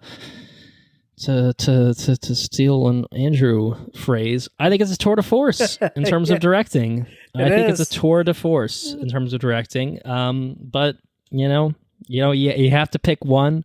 I mean, I guess we don't have to. We can do whatever the hell we want, as we've well established between this episode and the last one. But yeah, that's where I landed. I stuck to my guns on that one. I feel good about it. I feel like I needed to give Nomadland at least something, to be recognized. But yeah, I think that does it for the quote unquote technical awards. I think we're moving on to the acting awards. We've got 4 acting awards to sink our teeth into. Yeah, I mean, this was another challenging year, filled with many great performances. I think some categories ended up being stronger than others for my money, at least in terms of the films that I saw. But I'm excited to share some thoughts. I feel like I've got some left field picks and some not so left field picks, so I'm curious to see if we have any commonalities here. I don't think we'll have any commonalities. All right. Well, I guess let's get into it then. Let's begin with Best Supporting Actor. I suppose I should start here. I think that's where we're at sequentially. This is one that for when I was trying to figure out like who was even like worthy of merit here, I struggled with this one for a minute. And then I look at my completed version of the script where I filled in my runner-ups and my actual pick and all that, and I came up with 5 names. And I think, interestingly, I don't think any of these are names that really are like in awards conversations for Best Supporting Actor, but, I don't have to stick with what such and such Academy feels about performances. Like, I'm picking the performances that stuck out to me. That's what it's about. So, just kind of, I'm going to run from runner-up to runner-up to runner-up, and I think this is, it's not necessarily building to like my least favorite of these 5 to my favorite, but I'll just put them in the order I wrote them. Ralph Fiennes and The Green Knight was a menacing fucking presence as the Green Knight. Oh yeah, he's the sort of actor that his voice alone will carry a performance. That's Voldemort, isn't it? It's not Voldemort. That is Ralph Fiennes. So it's a different Ralph or Rafe, I guess. But he's just the physical presence of the Green Knight is obviously a huge aspect of that character. But I just think just the voice is what resonates me. The 1 year hence, that sort of thing. And I'm just like, fucking hell, that's a performance right there. So I thought about that, but I didn't go that way. Alan Kim plays the little boy from Minari, and he is a goddamn treasure. Yes, he is. I thought he was excellent. Thought he was so good in that, even if he was peeing in things that he shouldn't be peeing in. Most inappropriate. But other ones I thought about, this is a film you did not see, and probably mercifully so. It's not a good film. It's not a horrible film, but I thought Jeremy Irons was very, very legitimately good in House of Gucci. Unlike his screenmate Jared Leto. Jeremy Irons was very, very good in that. It was a really good performance. He plays a Gucci in it. I think maybe Aldo Gucci. I don't know. Al Pacino is a Gucci and Jeremy Irons is a Gucci. And I thought they were actually both very good, but Jeremy Irons for me was like far and away the best performer in that film. Definitely owned the screen anytime he was on there. But my best supporting actor picks came down to, I guess you could say, 2 villain roles in 2 Marvel Cinematic Universe films, and I think it's a little odd. I don't think I've ever quite gone in this direction, but I thought long and hard about Willem Dafoe's Norman Osborn in Spider-Man No Way Home, because he was menacing and incredible in that role, perhaps even more so than he was in that first Sam Raimi Spider-Man film. but there could only be one, and the one is Tony Leung for Shang-Chi in the Legend of the Ten Rings as Wenwu. Wow. That's a left pick. That's a way the fuck out there. It's out there. I admit it. I this is one that I thought long and hard, and I struggled, and I initially actually picked Jeremy Irons because I'm just like, oh, he's like the one that like feels like the most like obvious, like this is a really good supporting actor performance. And I was just like, yeah, but House of Gucci just kind of fucking sucked. So like, you know, like I didn't really want to do that. And so I was thinking about like, well, what are the films that I liked and what are good supporting like actors in that? And so I really, you know, I think Shang-Chi had a lot of really great characters that it brought to life, but Wenwu was one of the most realized villains that we've seen in the MCU thus far, but also one I think that just, man, like, I think this is the type of role that could have worked because it was written well, but it's also the kind of role that when you bring in an actor of Tony Leung's caliber, who is not someone that is been in Hollywood films, he's a Hong Kong actor who has done great work, you know, in that market. He brings a sort of gravitas that elevates a good role already and you know, ascends it into excellent tier for me. Because I just thought he was such an incredible and compelling villain as he's presented towards Shang-Chi, but also we see a lot of depth and nuance to his character through flashbacks from his very, very early days, you know, with the Ten Rings to how he settles down with Shang-Chi's mother. Just the sort of shades to that character that you see for a character who's, you know, could be considered just a warlord or a terrorist, or just he could be boiled down to these simple sorts of things. I think you see a lot of depth to him. I thought he just did such an amazing job of navigating that role and bringing it to life. I was just blown away by him. I was blown away as someone who hasn't really seen him act in a whole lot. I was blown away. It's one of those things like after I watched Shang-Chi, I'm like, I think I want to watch every fucking film this guy's been in because he rocked it. And I didn't actually do it, but I feel like we probably even contemplated that when we recorded. I think we did. I think you're right. You know? Yeah. So I'm not surprised that I eventually, like, once I had the moment of inspiration of thinking about, like, well, is it this? Is it that? And like, oh no, this is it. As soon as I thought about it, I thought, yeah, I fucking know what it is and I'm sticking with it. So that's where I landed. Best supporting actor, Tony Leung. Sounds like you have a different direction that you went in based on your reactions, but let's hear it. What do you have? I didn't think about that. So I thought about Sean Harris in Green Knight. That it was super compelling as King Arthur. That's another good Green Knight pick, actually. Yeah, that's fair. I generally really like Sean Harris. I think I don't know. He's a compelling actor. He's got a presence about him. I think his voice is very unique. He's got the voice. He's got a unique face. Like he's just one of those. It's like this guy's just born to act. He's born to be on stage or in a film. He played in a horror movie in 2018 called The Possum. I was just looking it up, and I kind of really want to watch it because it's got Sean Harris in it. Anyways, I like Sean Harris. I think he's cool. But I ended up going kind of like just a little bit left wing, just a little bit out there. I began to think about the supporting actor is kind of one of those roles, like what elevated the movie in kind of just a different kind of way, right? Is the way I kind of approached the thing of best actor or best supporting actor. And I went John Cena. For F9, I assume? No, not for F9. I'm joking. I went for the Suicide Squad? For Suicide Squad. I went John Cena for Suicide Squad. All right, and he was pretty good in it. As Xana would say, I went for the toenail. He fucking nailed it. Like, he did. He was legitimately awkward very, to very say. good. It feels really fucking weird to say John Cena best supporting actor. I will say it feels weird. Maybe we should have thrown James Gunn a best director consideration for getting that fucking performance. No, yeah, no, you're absolutely right. I mean, it's one of the. It is the. I think I said it was the most surprising movie, right? I think so. Yes, I think for your pick, it was best. That was most surprising. Yeah. Yeah, like I mean, John Cena delivered on all fucking fronts, dude. It was very good. Yeah. He had the emotionality. He had He was the comedic relief. It was great.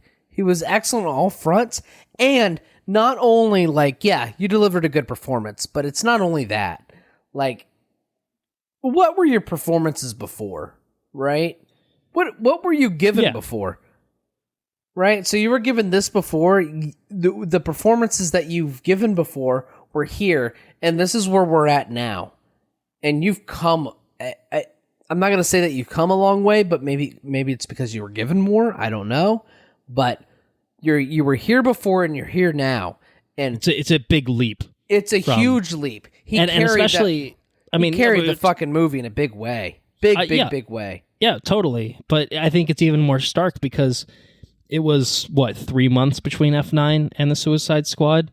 You know, presumably those films were shot around the same time, and they couldn't be further apart in terms of the caliber of performance. Yeah, exactly. So, that being said, I know it's way the fuck out there, but I give John Cena best supporting actor. I think what I'm hearing is we should watch fucking Peacemaker because it's airing on HBO Max now, and it's apparently very good. And is it very good? I've heard. The reviews have been very, very strong on it. So maybe I don't know. I mean, I'm just saying, if you're throwing John Cena in as best supporting actor, it sounds like you might need some more of him playing the exact same fucking role. With James Gunn still steering the ship.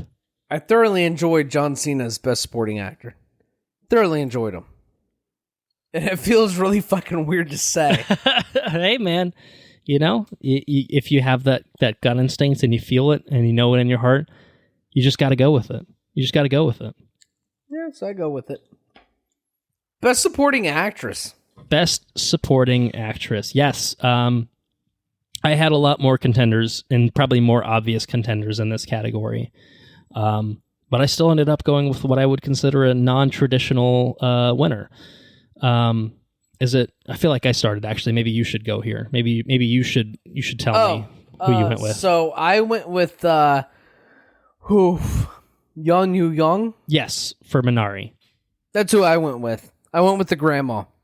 Did you land? I thought about her. I thought long and hard about her because I thought she was really, really awesome in Minari. I actually thought about another grandma figure, aka Abuela, in The Heights, who I thought was really good. Yeah. Olga Merediz. Fuck, that one was sad. Yeah, that was a good one.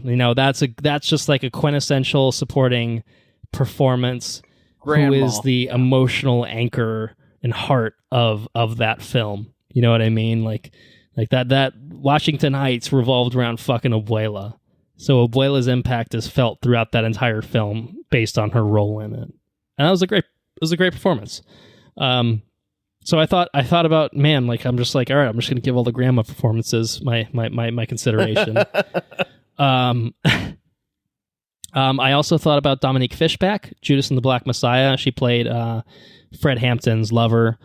And I thought that, man, she was really incredible. And obviously the scene in which Fred is executed and she's just there unflinching, I thought was really, really powerful. That's like a lasting impact sort of image from that film. But I went with I mean, it kind of felt crazy for me to not recognize anyone from the cast of Dune, which is a ridiculously cast film with just amazing talents everywhere you look. But I thought Rebecca Ferguson was Leggy Bay. Leggy Bay. I think she was the best performer in the entire film for me. I think there's something that goes into that, and that's mostly that I think Jessica is probably the most layered character and perhaps even the book as well. You know what I mean? Obviously Paul's got a lot going on. Paul's being pulled in many different directions as a character, whereas I think most of the other characters are pretty this is my thing, and I stick to my thing, and I know my thing, and I do my thing. Well, but Jessica's character is like maternal, and you can identify with that. But Jessica, I think she's Paul's mother. She's Duke Leto's concubine and lover, I guess is maybe a nicer word for that. But she's also a Bene Gesserit, and like I think that's the wrinkle that makes it so complicated for her to navigate her situation in the world, and how that impacts. Like she's fearful when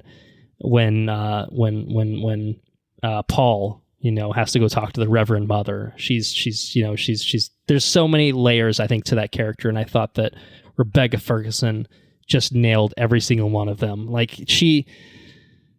I think that she had a real natural chemistry with Oscar Isaac and a great, motherly sort of chemistry with Timothy Chalamet.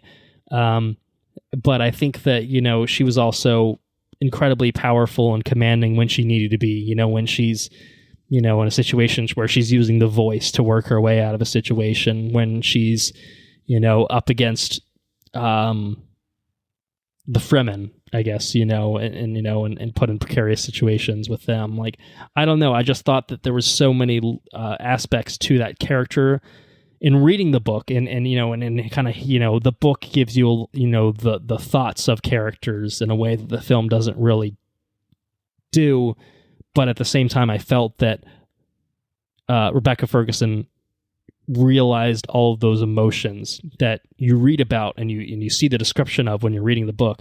I saw it in her eyes. I saw it in her facial tics, her facial performance, like her body movements. Like she just really nailed almost. She embodied the character.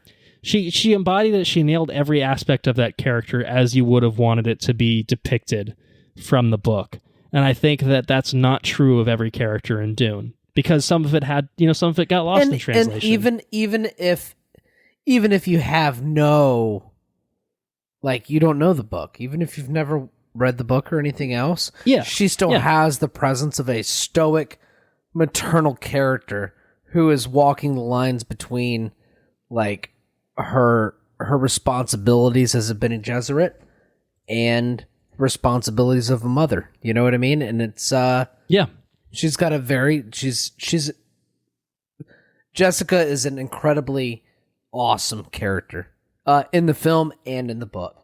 I think it starts with great source material where Jessica is a hugely integral character to the mythos of Dune, and she brought it.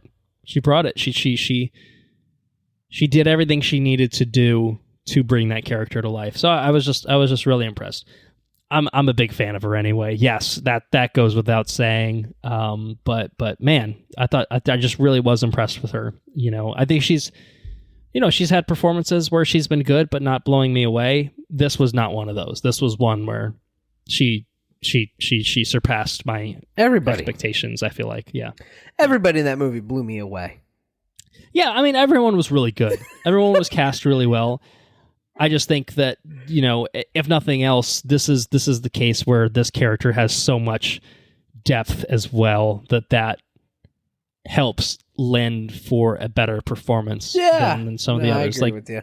Like even Jason Momoa, who I think is a pretty one-note kind of actor, and I like him. I think he's a very charming actor. He lands but that he's kind of one note, but he lands the one note as Duncan Idaho. And actually, I thought he was even better in that role than I expected him to be. But he's not like taking that role and like, oh my god, I can't stop thinking about Duncan Idaho or anything like that. I tell you who does a really good job, and we didn't talk about it in Best Supporting Actor, but you talk about Skarsgård as Harkonnen. The Baron, Baron is fucking terrifying. I think he did a really good job with that role. Yeah. Like it's just like self-indulgent and fucking just the nasty motherfucker. Yeah, like I'm gonna do this and I'm gonna do that. I'm gonna do what I want. He's just like what a role to play. Anyways, I digress. All the characters in that movie are nuts. And I agree. If we could have, well, I guess we just had an episode on Dune, so go listen to our fucking episode on Dune. Surely we talked about a lot of these things anyway, but if we didn't, you just heard it again. Who'd you get for Best Actor? All right, so this is the category for me that I think is the most stacked. I think on paper stacked as awards are handed out type thing, just totally fucking stacked top to bottom. And this is, I guess, technically combining some of, the situation of some of these films were recognized at the Oscars last year. In fact, someone that I'm going to talk about is someone who won an Oscar for their performance as Best Actor already. But Benedict Cumberbatch was amazing in The Power of the Dog. Definitely check it out. It's on Netflix, so no excuses for not checking it out. It's a Western. I think that's your shit. You know what I mean? I think it's to your liking. I think it's a film that you'll enjoy. Benedict Cumberbatch plays the lead character. He's a rancher, and I think he's incredibly good in it. I mean, is he believable as a rancher? He is. I mean, his American accent is no better than it's been in Doctor Strange, where it's been like fine. You know what I mean? And he's got a little bit of a southern twang, tacked on top, but yeah, he doesn't sound completely ridiculous. But I think that more than that, you don't really think about too much like his accent as he's talking. You think about like the character, and he brings a lot to his character, who is initially kind of antagonistic, kind of a huge asshole. But as the film peels back, as the film goes on, it peels back the layers of that character and what made him the way that he is. And I thought the way that Benedict Cumberbatch brought that to life was fantastic. I think toe-to-toe with him, Daniel Kaluuya and Judas and the Black Messiah was a really, really incredible performance. One that is kind of replicating, someone who actually existed, a historical figure in Fred Hampton, but he perfectly captured the magnetism that man had, at such a young age, leading the Black Panthers, that particular chapter of the Black Panther Party. You understood why people responded to the way that he talked and the things that he said. And so, like, watching that film, you're just like, fuck yeah, I get it. You know what I mean? And we're fucking two white people. You know what I'm saying? But like, we get it. You know what I mean? At the same time, it was just like, you feel that sort of raw energy and anger and the way that he spoke. And I think Daniel Kaluuya, like, it was almost transformative, because he's an actor that we've seen in many other things in very, very different roles. And he was totally enveloped in that role, and he was great. It's a James Brown situation for totally, yeah, like Chadwick did with Get On Up. Absolutely. That's a great comparison. I have two winners. I'm cheating. I'm picking two winners for Best Actor, and I'll qualify that as I think that there is a best performance of 2021. I think there's my favorite performance of 2021. So I'll start with best. Anthony Hopkins in The Father is one of the most incredible performances I've probably ever seen in my lifetime. Anthony Hopkins is an all-time actor. That goes without saying.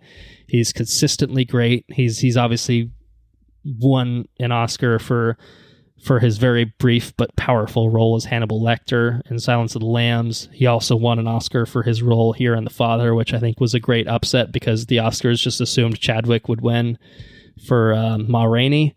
But the bottom line is, whether you think one performance is better than another, that's beside the point. Anthony Hopkins was just downright incredible and powerful as a man experiencing dementia and having to, just seeing the range of emotions through his performance and how he navigates that experience. Make you sad a little bit? This is a film that will hit you in the feels. Oh man! And Anthony Hopkins is a huge part in why that happens. It's a short film. I think it's like, it's not a literal short film. I think it's like 90, 100 minutes long. But man, this is a film that punches you in the chest. Punch you right in the chest. Anthony Hopkins just delivered so much with this performance. I don't think it's a film that got a lot of traction, and I don't think a lot of people saw it. I don't even know if it's streaming now. I'd have to look it up. But if it's accessible in any way, it's worth watching. But obviously, be prepared from an emotional standpoint. Definitely is what I would say about it. My favorite performance of the year is Andrew Garfield in Tick, Tick, Boom. Not to take away from his role in Spider-Man, but his performance as Jonathan Larson in Tick, Tick, Boom was, man, he was great. I think he kind of captured the manic energy of the man perfectly, and you know, his creative drive, his drive to create a musical that would take him away from poverty and working, you know, paycheck to paycheck to getting to a point where, you know, he's, you know, creating art for the masses and, you know, and living his dream. He did all that so well. But I think the thing on top of that is he had no professional singing experience, but he sang in this film and he was excellent at it. I mean, just really, really fucking good at it. So that's just, you know, it's a good performance with a good vocal performance layered on top of that. Like that's just really, really good shit. And Tick, Tick, Boom is such a hugely entertaining film. And Andrew Garfield, again, you know, he's the main man in it, and he's the reason that it gets brought to life in such a grand fashion. So yeah, Andrew Garfield's my favorite. Anthony Hopkins is my best. I'm cheating by picking two, but I couldn't do it to myself. I couldn't pick one over the other, so that's what I did. So anyway, what do you have? I picked Daniel Kaluuya. All right, hopefully I didn't steal your thunder too much then. No. I'm sure you have some words to add.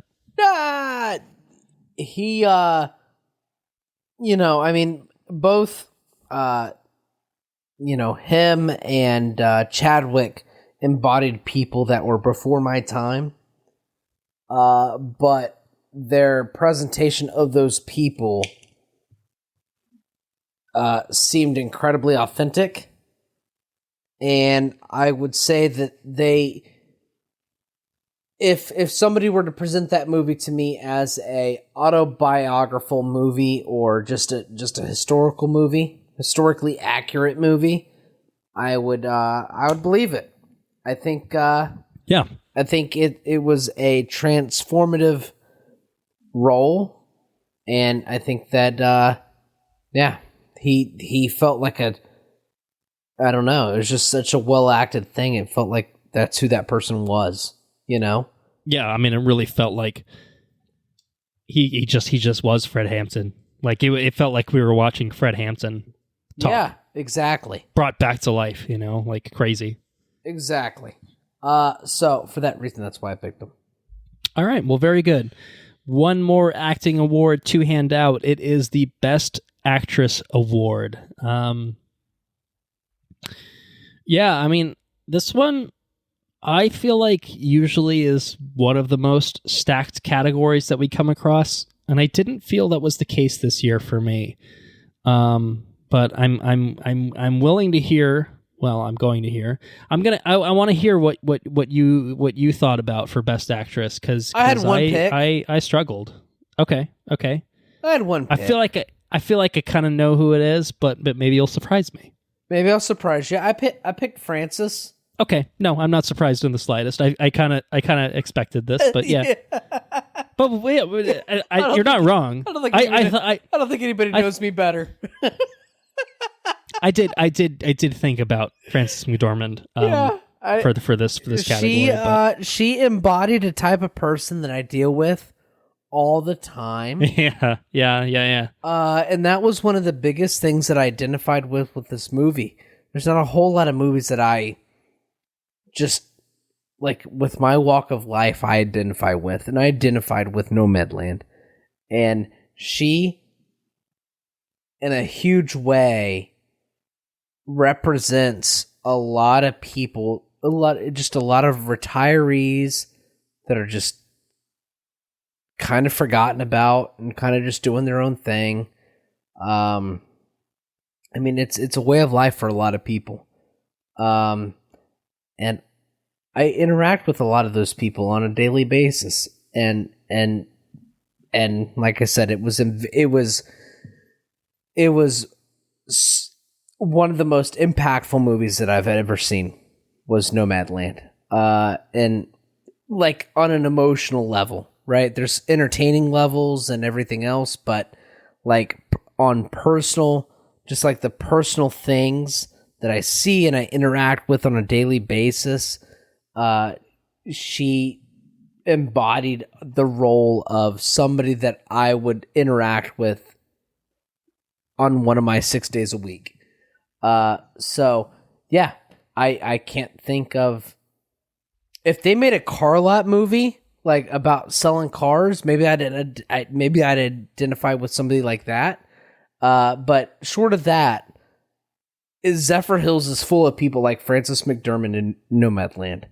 And I deal with people like her all the time. And it was just, it just resonated in such a huge way. It was awesome. It was really good. And so for that, and it was all, her performance was authentic. It was real. And she's always authentic and real. She's an incredible actress.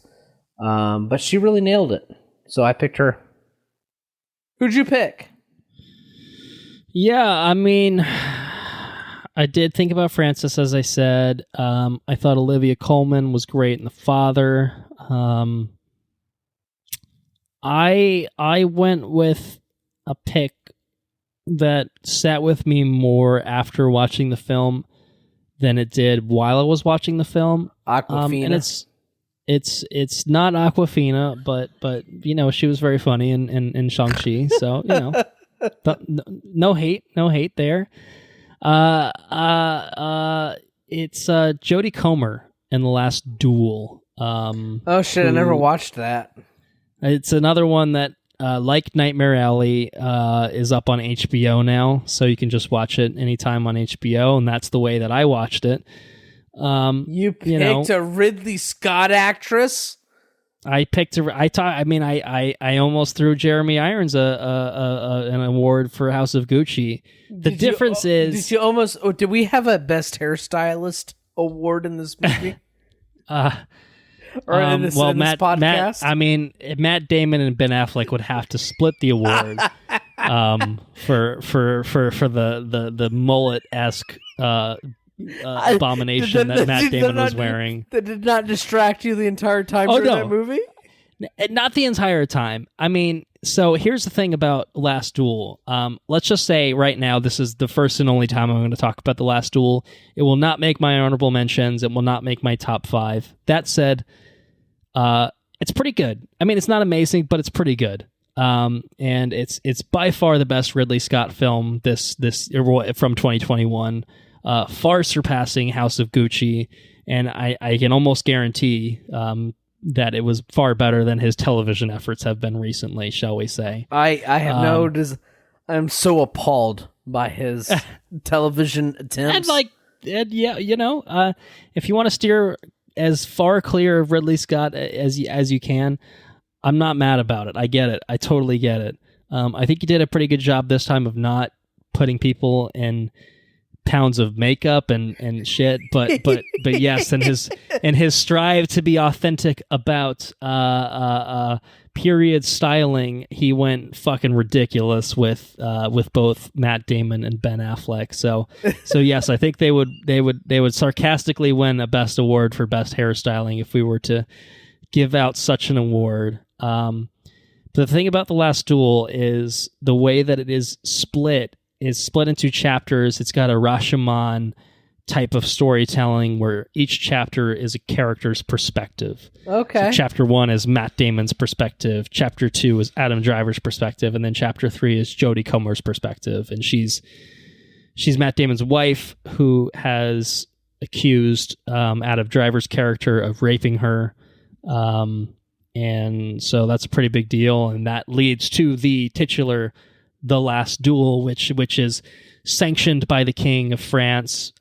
Basically, the idea being that if the accusation is true, then Matt Damon will win, and if the accusation is false, then Adam Driver will win because of divine intervention and and the dueling prowesses of these two men or something like that. You know, it's some old timey shit. So God will speak through trial by combat.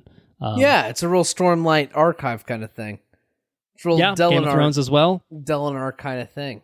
God will give the winner the right to win. Yeah, exactly. So, Jodie Comer's great. She's a fantastic actress. I mean, she had a pretty good year. She was very fun and Free Guy. Not what I'm awarding her this thing for. Just a side note. But she's very good. You know, I think actually really the duel sequence, basically, you know, not only basically if her husband loses the duel, she will be burned at the stake. That's her consequence for quote unquote lying about the rape accusation, is if it's proven false through the trial, then she will also die in a horrific way.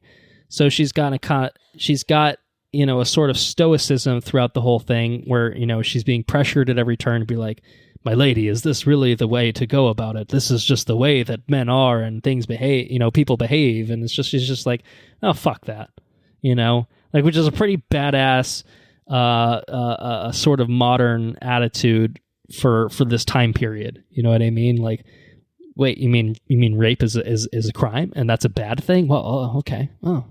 Didn't really thought about it that way. Let me reconsider my accusation. Yeah, so I just think she gave a pretty powerful performance of someone who was obviously put through a very, very traumatic event, and the film doesn't really shy away from depicting that, you know, and kind of all its horror, and so she's, you know, like, those moments are like hard to watch because of course they are. But I think that it's the moments after, when she's responding to it, and the way that she talks to people about it, and the way that she stands her ground. I thought it was just a really compelling performance in a film that, like I said, is pretty good. Not anything I'm going to rush back to watch, and you know, I'm glad that I saw it on HBO because it's fucking long, and I was able to watch it in a couple sittings as opposed to sitting in the theater and having to pee halfway through. But when Ridley Scott doesn't have any involvement in the writing process, he's still capable of churning out a pretty good directorial effort, even in his seniority. But yeah, Jodie Comer, pretty good, pretty fucking good, and Best Actress, and pretty good as her character in The Last Duel, which is why I think that she's the Best Actress.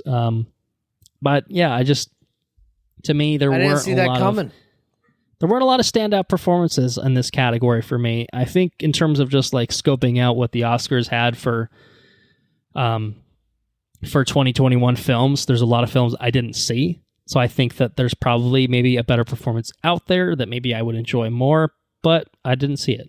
It's just kind of how it turned out. I guess I just saw a lot of fucking male-centric films this year, because I really do think more often than not, Best Actress is where I really come into the hardest decisions, but not in 2021, evidently. So yeah, that concludes the acting awards, and I think it's time for us to discuss our favorite films of the year of 2021. Oh my God! All right, we ready to talk about some honorable mentions? Yes. Honorable mentions. Let's get into it. So let me just say right at the top here, I put on the script very, very specifically up to 5 honorable mentions. I didn't put 5 honorable mentions. I put a lot more. How many did you put? I'm breaking all the fucking rules. Let me just do some quick math on here, and yes, I do have 9 honorable mentions. I do. Holy I do. shit!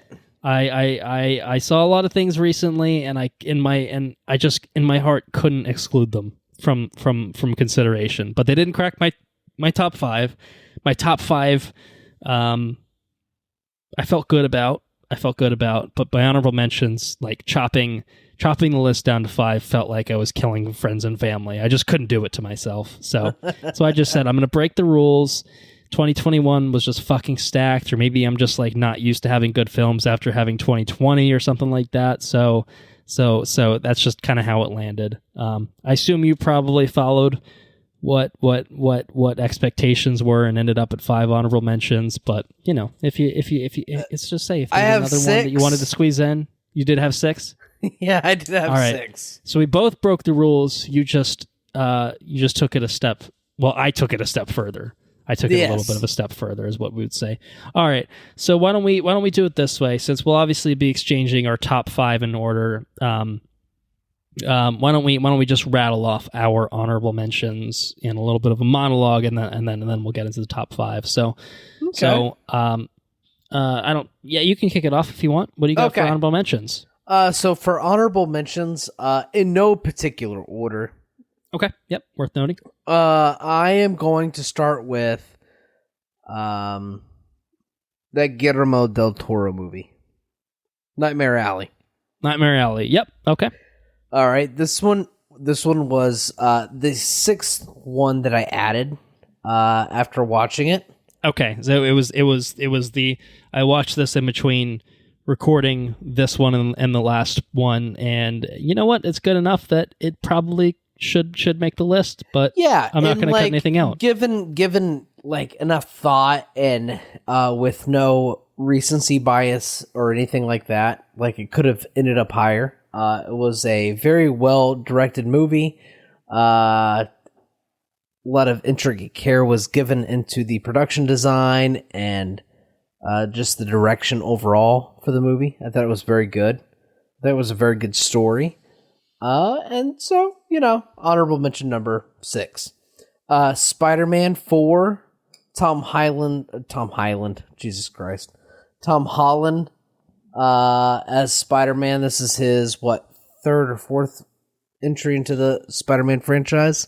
I mean, it's his 3rd solo film as Spidey, plus, Civil War, Infinity War, and a very small section in Endgame. Yeah. Does that seem right? Yeah, so Spider-Man Far From Home? No Way Home. No Way Home, yep. Spider-Man No Way Home was an incredible Spider-Man film, one of the best. Absolutely incredible. Included that in my honorable mentions. Mitchell's versus the Machines was an incredible honorable mention. I thought this movie would be a complete dud. I didn't expect a whole lot from it, and what I got was a completely incredible movie. It's so good, such a good movie, and so applicable to modern times. As far as everybody addicted to their phones and the way that you and I were raised versus how just it felt like a 90s cartoon kind of, you got the dad that was raised without the stuff, without the technology, and then you got the kids that were raised with the stuff. It felt like a movie out of time.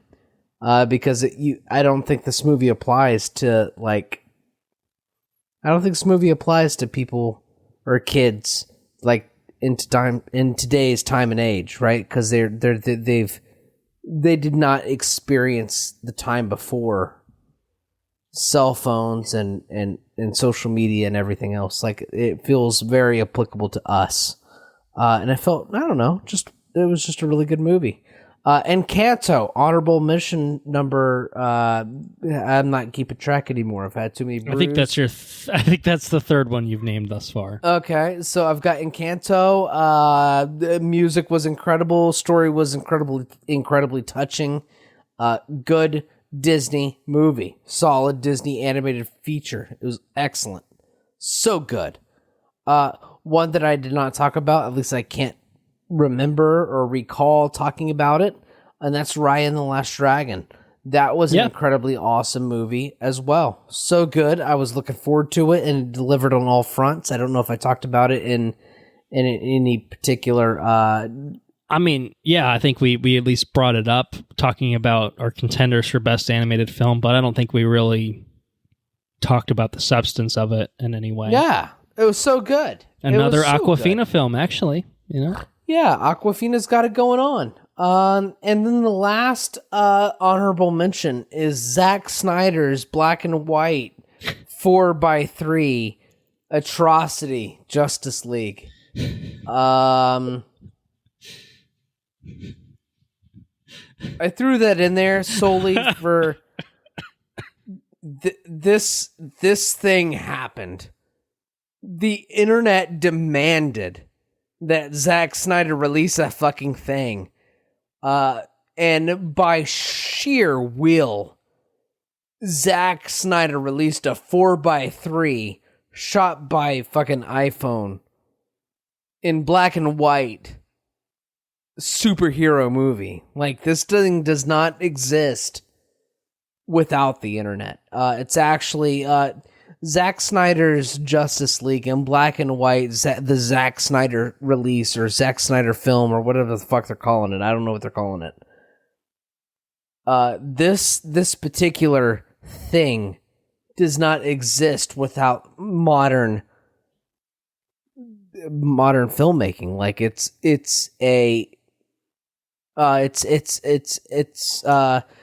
like 40 years from now, they will look back and they will look back on the Snyder release and say, this is when the internet dictated film. Like, they dictated that this thing be released. The masses, the mob. The natural evolution of the Sonic design being changed. Yeah, Zack exactly. Snyder's Justice League. Zack Snyder, it's important for the history of film to recognize Zack Snyder's Justice League. I'm not gonna say that it's great. Do you think at a bare minimum it's a good film? I didn't like the shit at all. I really did not like it. I really fucking didn't like it. But what I will acknowledge is it's important. It's important for the way filmmaking progresses forward in the future. I thought it was fucking meandering. I thought it was long as fuck. I thought it was just really fucking bad. I don't fucking like it. I don't want it. I don't want it at all. But I think it is important. I think all right. It's an out there choice for an honorable mention, but I suppose, it's not cracking your top 5, it's honorably being mentioned, I suppose.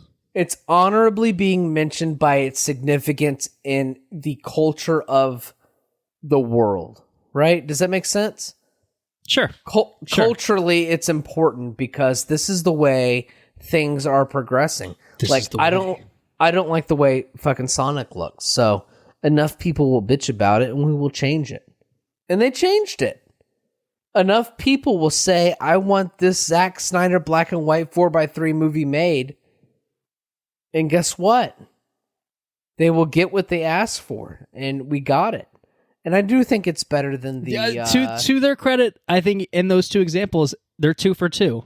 Sonic's design was better, and Zack Snyder's Justice League was absolutely better than Joss Whedon's. So maybe... They are 2 for 2. Maybe we should get that Last Jedi remake going. Maybe the internet should win out on that one too. No, fuck that. Last Jedi's great, but yes, absolutely. They are right. We got something better than what we had before. But I mean, not by a whole lot. Maybe the Sonic design, maybe. But I honestly think the Sonic design would be so terribly bad that maybe it was like that would have been pretty fucking great. I would have enjoyed that. Yeah. But the Zack Snyder film was just both were just. God damn it! This thing is I'm gonna get fucking. What do they call that? What do they call the? Like, if you're a World War I soldier and you're in the trenches? Trench foot. I'm gonna get fucking trench foot watching this shit. Like, it's just a fucking dredge. Like, I'm just... Oh, goddamn, how much longer is this thing? It's like 5 hours long. It's so long. It's too long. Anyway, we don't need to get into it. We talked about it before. It's fucking long. It's so fucking long. Anyways, it's important because it fucking happened. That's the point. It happened, and it's important because it happened, and that's why it's an honorable mention. Okay. All right. I can safely say I was not expecting that to come up in this particular section, but here we are. I think that was it for your honorable mentions, correct? Yes, that's it. I'm All done. right. So I think it's probably worth, since we just had that conversation, it's worth mentioning for me. Honorable mentions are films that I really, really liked, that I think are very good, that unfortunately just couldn't quite scrape their way into my personal top 5, my personal favorite films of the year, which is to say that Zack Snyder's Justice League will not be making an appearance for me here, although it was better than I expected by a wide margin, and I think it was decent. It's not something I'll probably ever watch again in my lifetime. I think, actually I'm looking at this and I think this is interesting. I have 5 films that would have been in the honorable mentions that I would have felt good about. And then because of the way that I prepared for both part 1 and part 2 of our year in review of 2021, I watched a lot of films that were 2021 films. And the ones that really hit me, I ended up adding to the honorable mentions. None of them actually ended up cracking my top 5.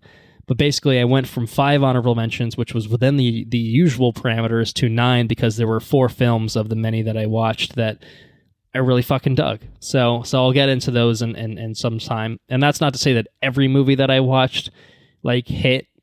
There were some, such as Don't Look Up, which I thought was fine. I thought it was very over the top in a bad way. And that one did not crack my honorable mentions or my top 5. That's the Leonardo movie?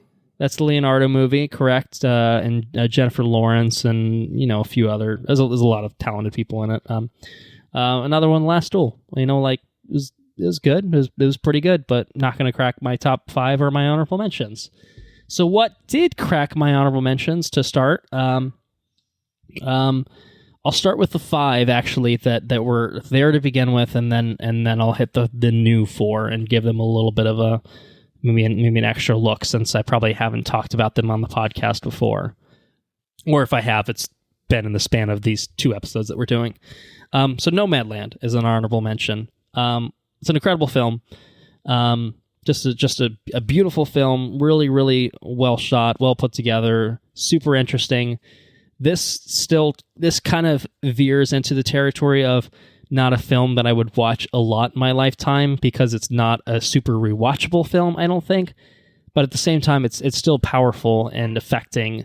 So that's not to take away from it. And I just thought it was just very, very good, and in a sort of surprising way. I mean, I thought it was going to be good, obviously based on the buzz and everything, but I was surprised at how much it still resonated with me, despite my lack of... I mean, this is, you talked about, your experiences with these are the people that I kind of see and deal with. Not so much for me, I think, but I still appreciated it. I think that's a credit to Chloe Zhao and company for bringing this movie, and Frances McDormand and David Strathairn and all of the other non-actors I thought were really, really good at it. So Nomadland is absolutely worthy of an honorable mention. It just didn't crack my top 5. I'll give my criteria for my top 5 when we get there. I think that'll make more sense. It'll illuminate my thought process and kind of why some are honorable mentions and some are just in the top 5. So beyond that, Judas and the Black Messiah is an honorable mention for me. It's a powerful fucking film. Another one that's just really, really, really well put together. Daniel Kaluuya is fantastic. Lakeith Stanfield's actually very good in it too, playing kind of a shitty character, I think, as it turns out. But yeah, this kind of look at life in the 60s was really, really interesting, especially in the juxtaposition of watching it, I think, pretty closely to the trial of the Chicago 7. I thought was interesting to see those two. Trial was a 2020 film, and one of not my favorite films. Sucked. Could you imagine being in the 60s? Yeah. I mean, I guess, could you imagine being black in the 60s? Right, we would be fine. The bigger issue is that everything was fucked for everyone else. I mean, goddamn, it's terrible. I don't mean to laugh because it's not fucking funny, but it's so fucking funny that it was so fucking terrible, right? And I think what makes it I think as we probably talked about when we either talked about this episode or Trial, it's like we're not talking about the last duel. It's the 1400s. They're fucking fighting each other and shit, man. Like, that's crazy. We're not talking about the Green Knight. It's like, it's a fucking thing that was written centuries ago. Like, talking like fucking 5-6 decades ago, man. Like, that's recent history. That's People scary are alive more than anything else. It's fucking that scary. We're living that. Exactly. Yeah. Like, that is our history, it should be terrifying. And I'm not taking away from you. Like, I understand, like, the, like, holy shit, like, you just have to step back and laugh at how fucked things are, because if not, then you're just gonna collapse under the weight of everything. But it's so bad. But yeah, I mean, Judas, I think, did a really, really great job of capturing that sort of fucked chapter of our history, at least one of many fucked chapters of American history. But it did it in a really, really compelling fashion with great performances from everyone really involved. That was some good shit. It was some really good shit. Purely on a different side of the spectrum for honorable mentions, Spider-Man: No Way Home. Perfect superhero film. As I said, it was my favorite superhero film of the year. It was pure bliss to see the Spider-Man share the screen. Tom Holland he's just my favorite. He's my favorite Spider-Man, without a doubt. He's so great in that role, and this one put him through the fucking ringer. And it put him up against some amazing villains from the past, particularly Green Goblin and Dr. Octopus from the Raimi films. While still giving it its own unique flavor and having some really, really emotionally charged moments with, him having his Uncle Ben moment, I guess, shall we say. And even in the tail ending of the movie and the sacrifice that is involved is just really, really quintessential Spider-Man. Spider-Man's life has to fucking suck because he's got a Spider-Man, and this one kind of really, really brings that to life. But it's very compelling.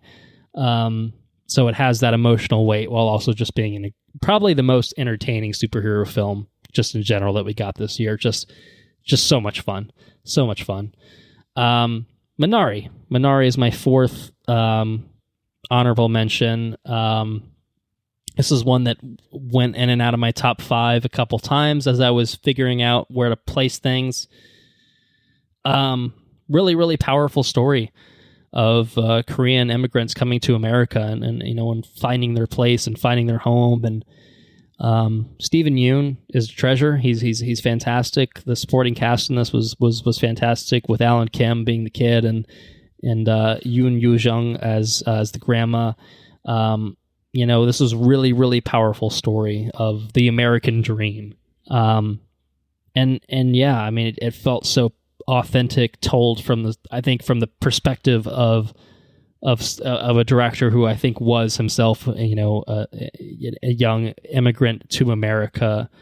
It was just really, really powerful story. Really, really, really, really fantastic. And my last of my, picks of things that I'd seen throughout the year and not necessarily as recently, The Green Knight was an honorable mention for me. So close to cracking the top 5. Another one that bounced back and forth between being in and out of the top 5. And again, to echo what we talked about earlier, so much praise. If I had seen it more recently, it might have, bumped up. The recency bias might have helped it, climb up the rankings. But I think of it as an incredibly well shot and interesting and entertaining film. But I also what separates, I guess I'll get to it now. What I think separates the top 5 from any of my honorable mentions is every single one of my films that I put in the top 5, I had a really, really big response to. They had a big impact on me that resonated beyond just the days after. The Green Knight stuck with me for days after, and I think about it now and I think about it fondly, but there are like gaps in the memory, and like there's blanks here and there that I probably could have filled in by watching it again. So maybe that's my own fault for not doing that. But I appreciate it for like the technicality of the technicalities that it brought to the table, and an interesting story, and being a really, really interesting adaptation of a very old story. It's a damn fine film. Putting it here is not an insult, I don't think. I think it's recognizing this is an incredible film, but for this reason or that, other films just hit me more for whatever reason. So that's why it ended up as an honorable mention. So to go through my additional 4 honorable mentions, and I'm so sorry that I did this to everyone. But basically, I watched a few films in preparation for recording, and I couldn't find a spot for them in my top 5 because maybe they were too recent to have the sort of major impact that some other films had this year. But I do think in years past, I've watched things like in preparation for the episode and thought, "Oh fuck, that's good," and thrown it into the top 5 just then and there. And so none of these films quite hit that mark, but I still recognize how incredible they are. So Last Night in Soho, really, really good film. Really, really interestingly edited. The music in it is awesome. Edgar Wright is a tour de force kind of director. You know what I mean? Like he's so good. Is. And this was no exception. I don't think it's his best or anything like that, but I had such a really fun time with it. And it's him doing like psychological thriller horror type things. Like that's fucking cool. That's badass shit right there. Like I love that. Belfast. I did watch Belfast. It has not come up until this point. But I did watch Belfast, and I thought it was fantastic. It's a almost entirely black and white film. Kenneth Branagh directed it, I think based on his childhood experiences of, I guess, maybe growing up in Northern Ireland, where this film is set, amidst basically a sometimes violent conflict between Protestants and Catholics in the country. And it takes the perspective of a kid kind of growing up amidst the struggle. And it's very, very funny at times. Surprisingly so. I didn't expect it to.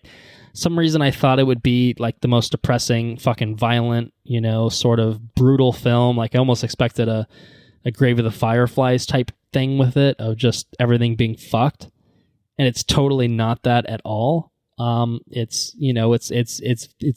honestly is very funny by design in many ways, while still recognizing like the situation at hand. That was just very powerful and really well done, well directed. And I think this is probably going to be an awards darling. It might win a few things here and there, and I think it's totally warranted if it does. And maybe with the benefit of time, if I see it a few more times, same thing with The Green Knight, maybe it ticks up into like this really was a good film. Maybe I should have given it more credit at the time. But, this one was really good, but not enough to knock any of my top 5 loose, I guess I'll say. Same thing with Nightmare Alley. It's right there. A lot of the discussions we had talking about production design I think are true here. Del Toro is one of our favorite directors. I think it was interesting to see him do a noir type film.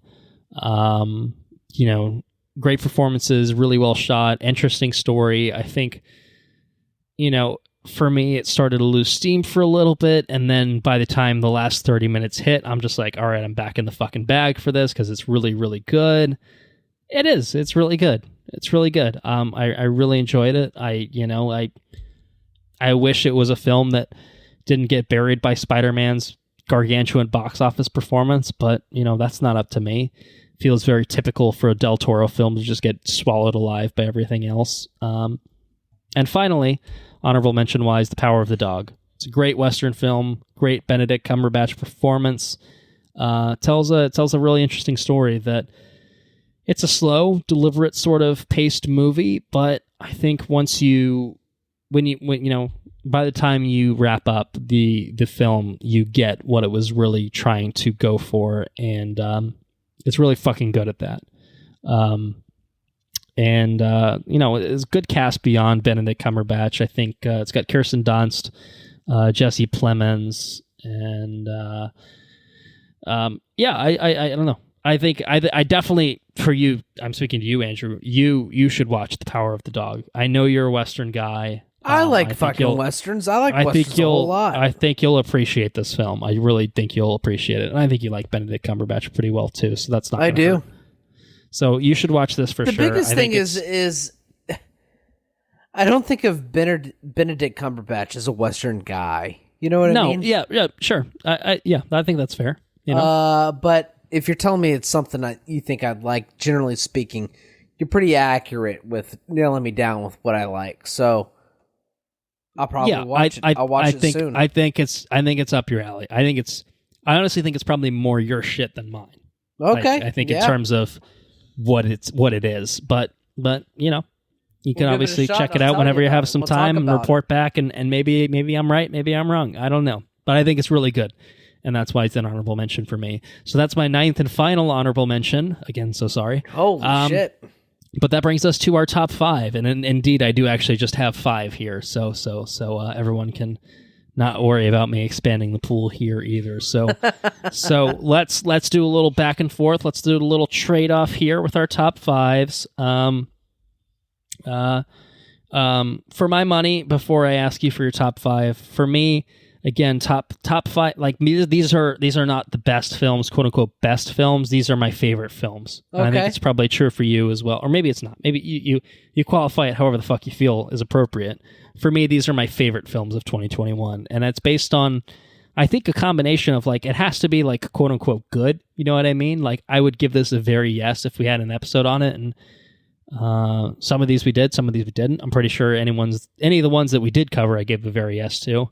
I think qualitatively it's very good, but it also just had that extra little oomph where it hit me for some reason, or that, like something about it stuck with me.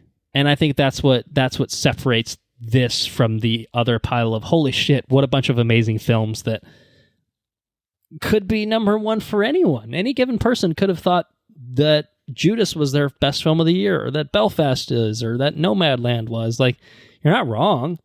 You know what I mean? Like, but everyone's got their tendencies and they've got their personal preferences, and that's how we end up here. So what do you have for number 5?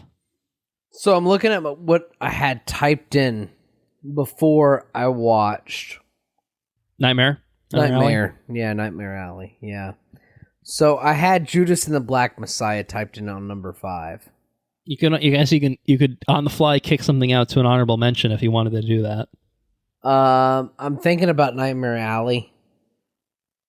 I think from the acting standpoint, Judas and the Black Messiah does an incredible job from like an acting prowess. Yeah, and then I think from like I'm gonna have to pick Guillermo del Toro's Nightmare Alley for number 5. I'm gonna have to less stellar pronunciation there, but I'll forgive you. I've been drinking. I'm gonna have to kick it last second. I'm gonna have to kick Judas and the Black Messiah. I did it earlier. You can do it here. And the reason why, I'll tell you the reason why is Judas and the Black Messiah is a tour de force with acting prowess. But I think that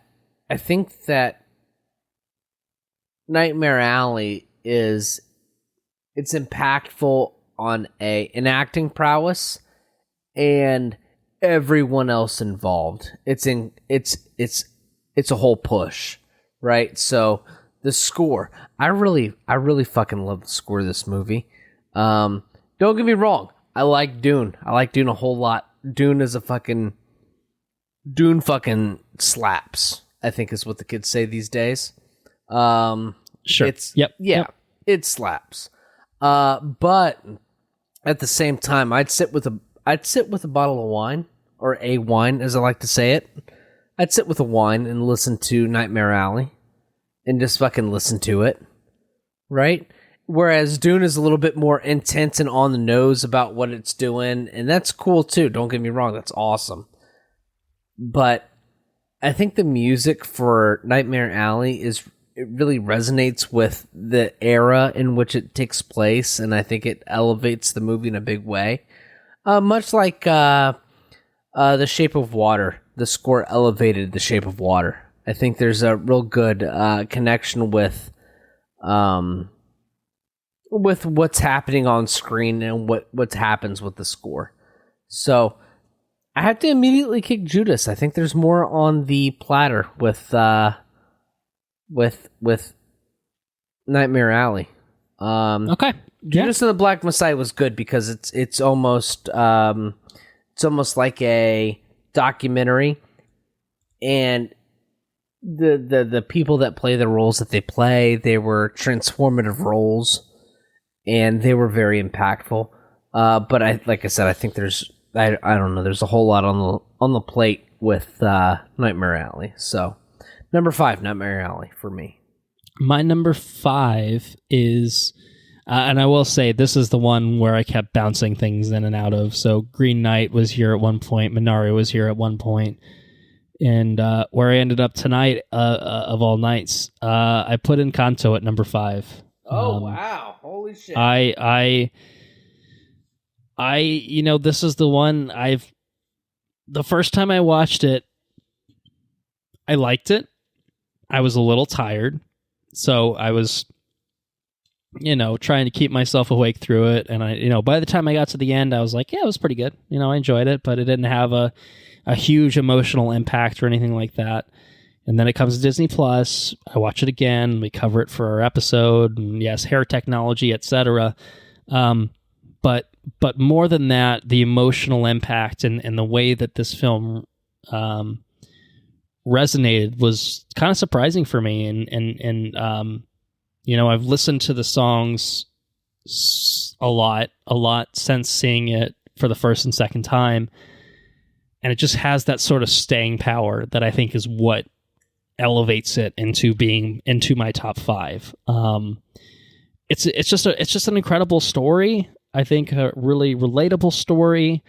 Mirabelle is a really fun and relatable protagonist, and the family Madrigal are a lot of fun to be around throughout the entirety of this film. So I really loved what they did with the story and having it not have a huge villain, and just kind of a family interdynamic conflict, and that, eventually resolving, because of people coming together and recognizing their differences and recognizing, okay, what I did here might be wrong. I recognize that I can do better, or, I shouldn't have done that. Like, it just felt like a human sort of experience. And then it was, in this package of very vibrant colors and, a fun Colombian setting, and fucking Lin-Manuel Miranda bringing some amazing songs to the table. I guess I really think we hit on this pretty adequately between talking about best animated film and best original song, but it's worth mentioning again.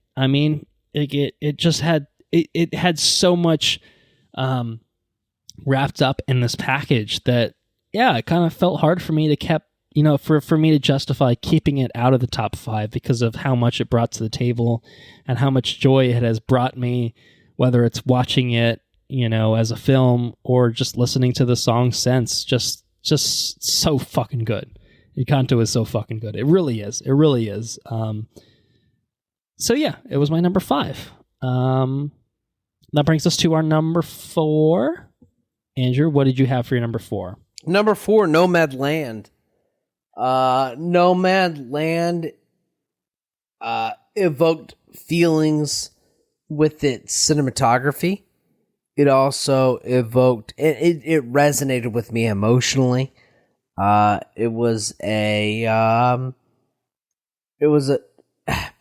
So the next 2 movies, 4 and 3, are American movies for me. They're American movies for me. And from different aspects of what it is to be American. I think both movies are culturally impactful, and they're important movies to watch, and they're important movies to identify with. Like, if I had to force somebody to watch something, and like get like if I was teaching a class on what it is to be an American, I would make them watch Nomadland and the next movie in my pick. Like, these are movies that are important to like recognize what the feelings are in these movies, right? Just fucking important movies to watch. They're impactful. They're emotionally resonating, and yeah. Anyways, No Man Land was cinematography wise. I've had bruise, so I'm having trouble communicating my words. It was a beautiful movie. The cinematography in this movie elevated the characterization of the characters in a huge way, I think. And it was a beautifully shot, wonderfully told story that resonated with me. And it tells an impactful story of what it is to be an American and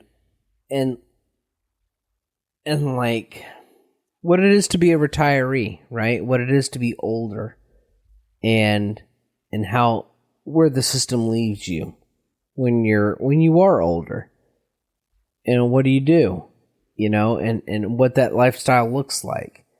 It's an interesting way of life that is unique to America, I feel like. And I think it's a story that is very seldom told, and I think it's real impactful. It's a very good story, and it's beautifully shot. It's really, really beautifully shot. So for that, I pick it as my number 4. Well, yeah, well, it's a good pick. My number 4. This is where my 1 through 4 remained unchanged through thick and thin. So I feel good about where I landed with all these films. My number 4 of 2021 is Shang-Chi and the Legend of the Ten Rings. I fucking loved this film.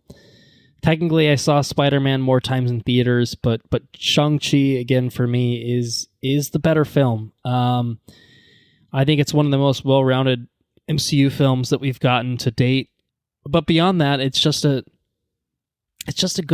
good action martial arts film with compelling characters and interesting settings, and this is like the quintessential kind of blockbuster film that I wish we got. It's cool all the time. It's fucking cool, is what it is. From Shang-Chi himself, who is, I think, a pretty interesting character, finding his place, reconciling, his past with his now present, catching up with him, to Wenwu being a super compelling villain, to Shang-Chi's sister, Xialing, to Awkwafina's Katie. Like, there's just so much in here that's, like, the characters are really, really interesting. But it, the places that it goes, like from this very normal San Francisco setting to Talo, this fucking fantastical setting with dragons and shit. Like, oh my God, like it's nuts. It's a new territory for the MCU, but it's just so well done. And I think the story itself is really, really compelling, but I think the standout stuff from this film is, I think, let me just quickly glance at my top. Oh yeah, without a doubt, this is the best action film of 2021 for me. I don't think there's anything that really even comes close, to be honest. The choreography here, courtesy of Brad Allen, rest in peace, is fucking awesome. I mean, I think about that bus fight alone, when he's fighting Razor Fist, fucking Razor Fist. Man, that shit is awesome. You get that kind of one shot from outside the bus as it kind of tracks down as the bus kind of gets split in half. Man, I mean, just Just really, really incredible stuff. And it's like that, I think, throughout a lot of the film. You kind of get a sequence at the fight compound that his sister runs, where, you know, you've got the 10 rings attacking, and you've got fucking a fight that has this, you know, a Skyfall-esque cinematography, lighting with Death Dealer and Shang-Chi fighting. Oh, man, it's just... I loved all of it. I loved all of that. You know, this whole package had so much to offer. It feels like it brings the MCU into such a, you know, and I'm a huge MCU fan, and maybe that's bleeding into this kind of conversation a little bit, my conversation with myself. I mean, you know, it feels like it's bringing the MCU into really fresh new territory, and Simu Liu, you know, is just such a breath of fresh air for the MCU. I'm so excited to see what they do with this character and supporting characters moving forward. But this is a hell of an introduction. Maybe one of the best, if not the best, like, quote unquote origin films I think we've gotten in the MCU.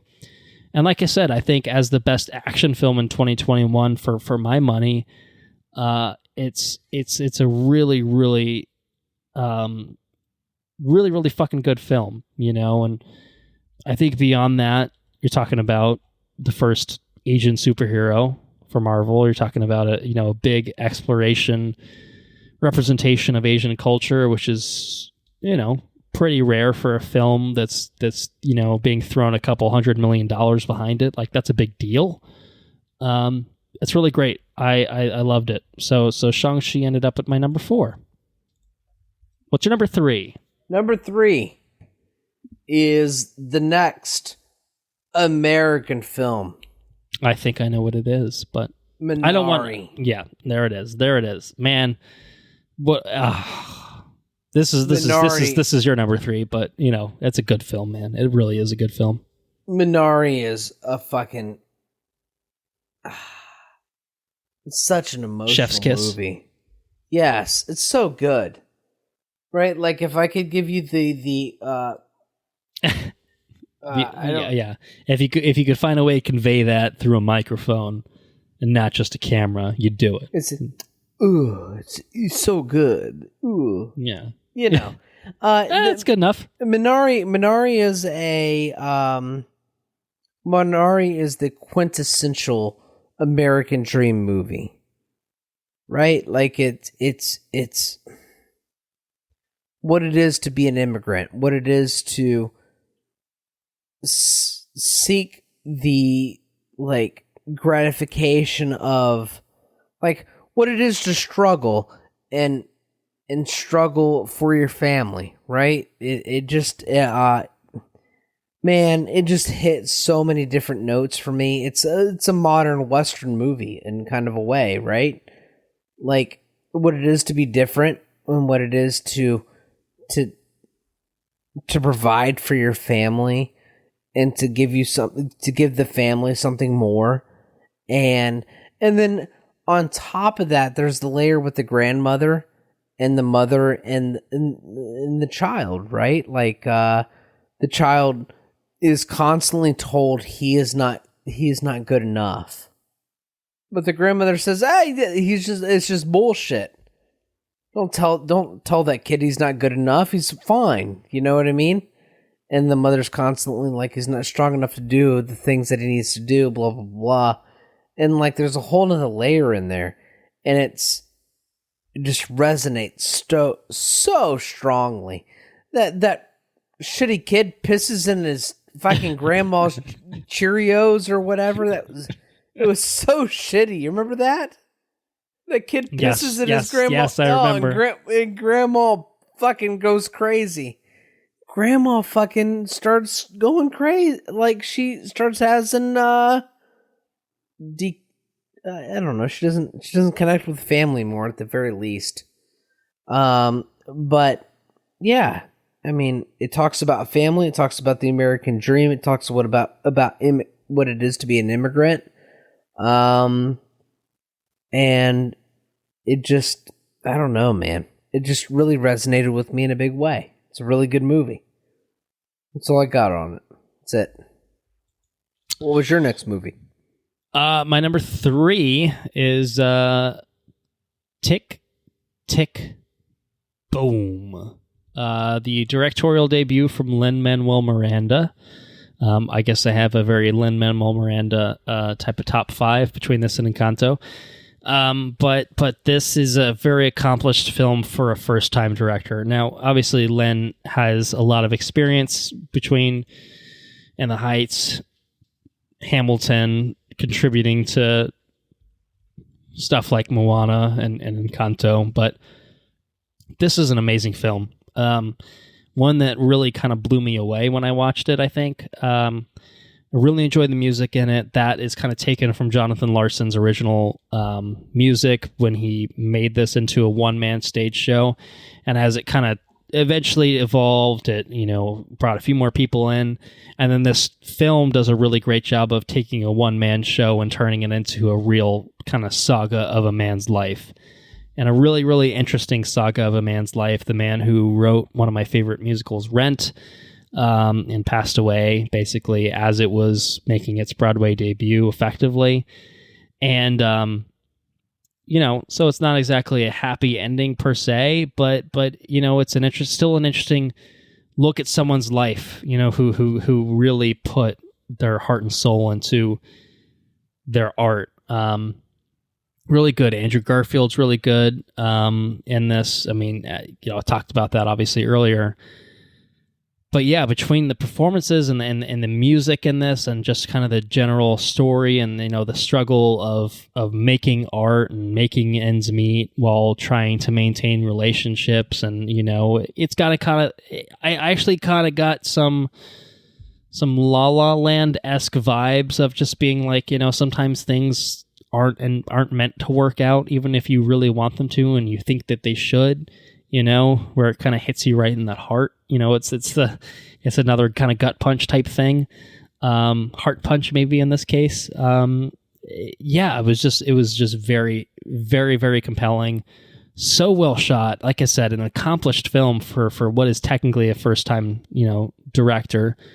Len knows his fucking shit. If Lin-Manuel Miranda is doing something, you pay attention. Is kind of how I feel about it, and I think he really left his mark with Tick, Tick, Boom. So yeah, number 3 for me. Winding down. Number 2. What's number 2? The Green Knight. All right, I should have expected this. I haven't given it a lot of recognition tonight. You've been saving it. Have you been saving it for right now? Is that what's happening? That's exactly what I've been What? That's exactly what I've been happening? That's what I was going to say, but I corrected myself before. The Green Knight. Let me tell you what The Green Knight is. I'm listening. The Green Knight is a story that's been told over, I want to say millennia, but it's not. It's probably not millennia. It's a lot of, it's fucking old. That's the point.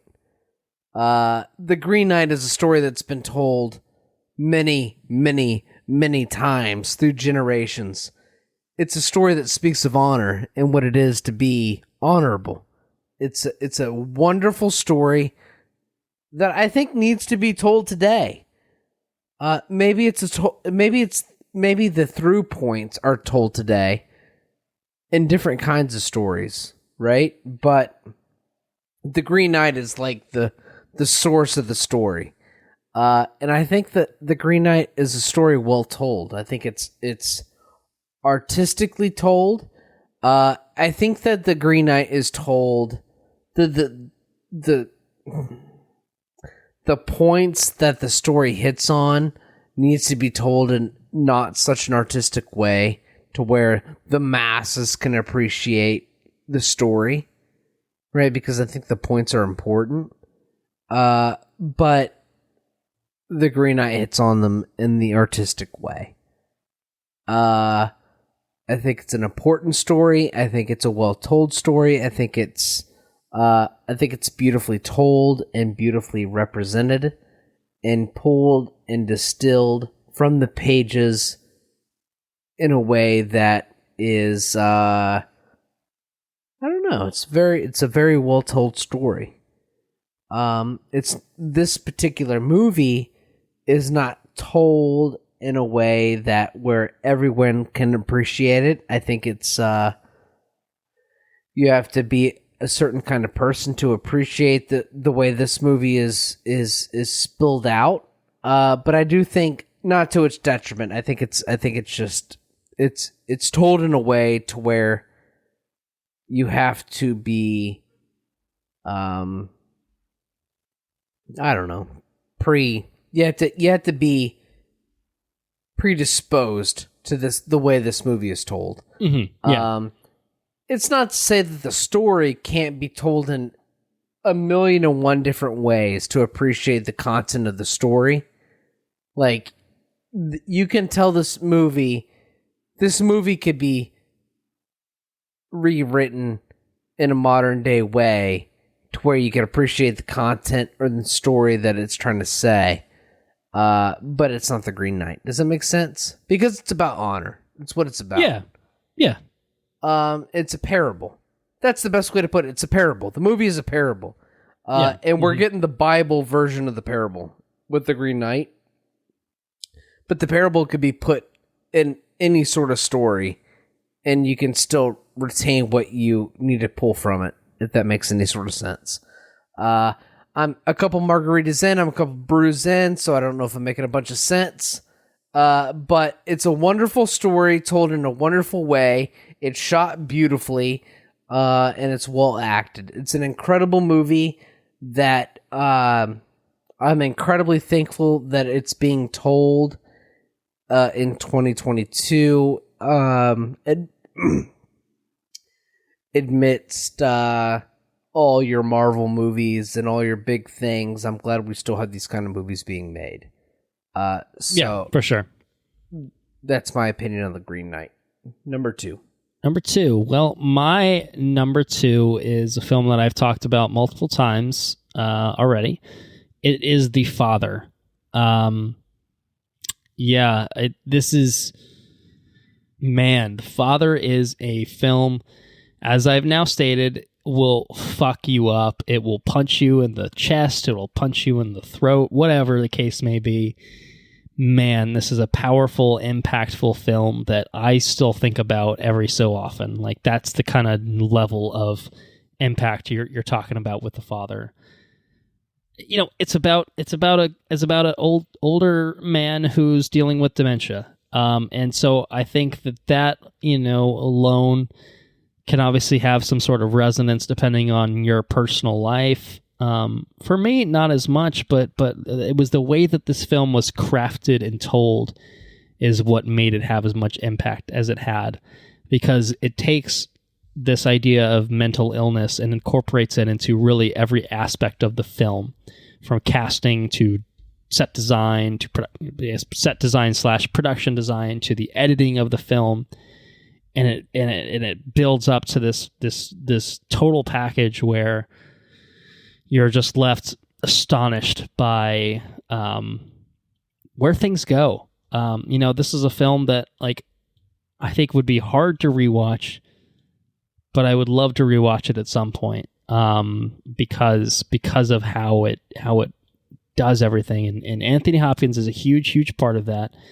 I think he is the performance that is the most amazing in this in a film that I think is filled with really, really great performances. But I'm not sure that anything, even my words just now, can prepare you for like what it's like to watch The Father and experience The Father. But I will say you owe it to yourself. Anyone listening owes it to themselves to at least give The Father a try, because man, I feel strongly about it.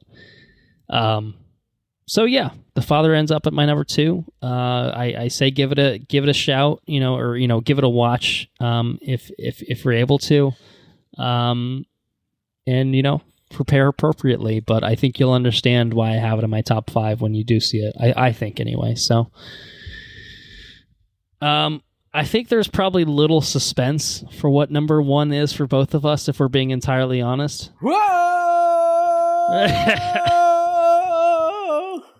I would have joined in, but then I wouldn't have been able to speak for the rest of the episode. That's I already Dune. got that out of the way. I've established I'm not doing it again. But yes, I think we have a consensus number one for 2021. It is in fact Dune. Was Denis Villeneuve's Blade Runner 2049 our movie for? I think actually it ended up being our number two. I think a little film called Wind River came out the same year, and that one was the kind of film that fucked our days up and ended up snatching number one from Blade Runner. But Denny, anytime Denny does something, it's probably going to hang out pretty close to the top 5 if it's not in it. He's a good director. He knows what the fuck's going on. He's fantastic, and Dune is worthy of number one. It's worthy of number one. Why don't you say some nice things about Dune? We've said plenty of nice things about it, but why is it your number one for 2021? For much of the same reason that it was my number one for best director. He took an IP that is a whole lot and distilled it to a product that's approachable and just a tour de force of a movie. I mean, it's spectacular. I mean, we watched a lot of things last year, but I can't think of anything more worth of praise than Dune. And one thing to consider is how anticipated this film was for a long time, because it got delayed a couple times as we unfortunately lived through, and the same way with obviously the Green Knight for you. I mean, Green Knight and Dune, I think, were your two most anticipated films for a long, long fucking time, and they clearly lived up to their billing for you. And I think for me too, even if the Green Knight is not in my top 5, I think you were more hyped for it. Let's be honest. Yes, absolutely. And probably more hyped for Dune, let's be honest. But those two clearly delivered on expectations for you, which is exciting. Yeah. You would hate for it to come out the other way, so. Yeah, that sort of shit doesn't happen. Usually you get your movie, you get your trailers, and if you're excited about it, you get some sort of subpar deliverance. But not with these kind of movies. You got real good shit with these movies. And I'm just so happy that they delivered on what I expected them to deliver on, Yeah. I mean, I agree. I wholeheartedly agree with both. I mean, the reason I actually put Dune at number one, and what I'll say is, had we recorded this, I don't know, say 2 weeks ago, Dune wouldn't have been my number one. Speaking honestly, speaking transparently, it would not have been my number one. But I watched Dune for the first time after I'd read a single chapter of the novel by Frank Herbert. And the time since I've read through the point in the novel where the first movie stops, and a little bit past that mark. And then I watched Dune again in 4K at home, with surround sound. And I'm not saying it's Dolby. I'm not saying it's IMAX. But having come to it from seeing the movie for the first time, I usually enjoy movies that I like more the second time around because I can kind of process it a little bit better.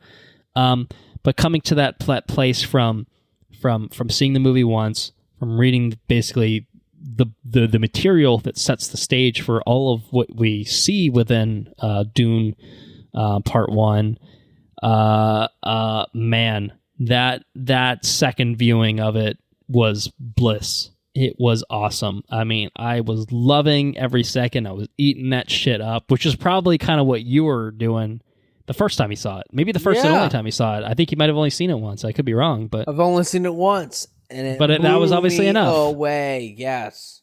I think I was kind of at that point the second time through, where the detail to everything and the way that Denny brought things to life, I totally agree with everything you said on that front of, there are things cut from the novel. There are things simplified from the novel. The order of certain things are shuffled around from the novel. But it's because Denny had, we can't adapt this 1-to-1. We got to figure out a way to make this work. Let's distill the ideas. Let's distill the plot into a workable product. And man, it's fucking good. It's so good, and it still manages to capture everything that you would want to capture about Dune. And that fucking score. Up to and including the score from Hans Zimmer, capturing the feel of an Arrakis, I of just Caladan. want to see that woman screaming that shit. I still do too. Yeah, absolutely. I mean, yes. I mean, what is Hans doing to get her to that place? What is he doing? Maybe I don't want to know. I don't know. But Dune it's a sublime experience to take in. I'm gonna listen Denis to it Villeneuve's, right now. iteration vision of Dune. He just fucking nailed it. He nailed it so hard, and it's satisfying to be able to say that, this film that we had hyped for so long was able to, he was able to stick the landing with it, So to I guess maybe close the loop on what I said earlier, and maybe close my thoughts on my number one, Dune, your number one as well, obviously. I think narratively speaking, Dune is. I'm gonna cut you off. I'm sorry. All right. I'll close my thought later. I ended up clicking play on the score. Hans Zimmer came to fucking work with this score. He did. Yep. And full disclosure, you got me this score on LP for my birthday. That I did. I cannot be more excited for this shit to come in. The drums. That shit is shipped. It should be there hopefully soon, I hope. The drums in like the first song is just nuts. If you have not listened to the original motion picture soundtrack of Dune, listen to it. It's fucking incredible. That's all I gotta say. I fully agree. I mean, without a doubt, it's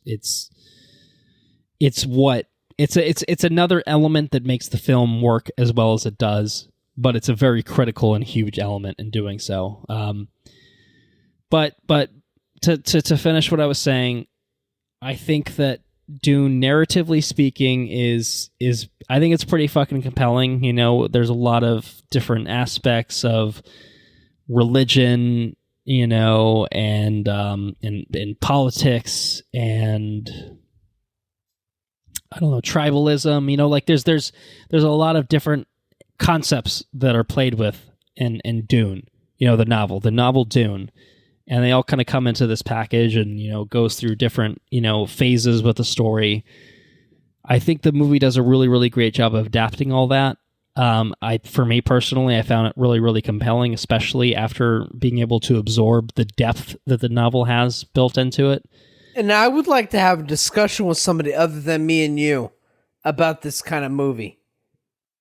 Okay. If we have any listeners that are well-read. Okay. Yeah, sure.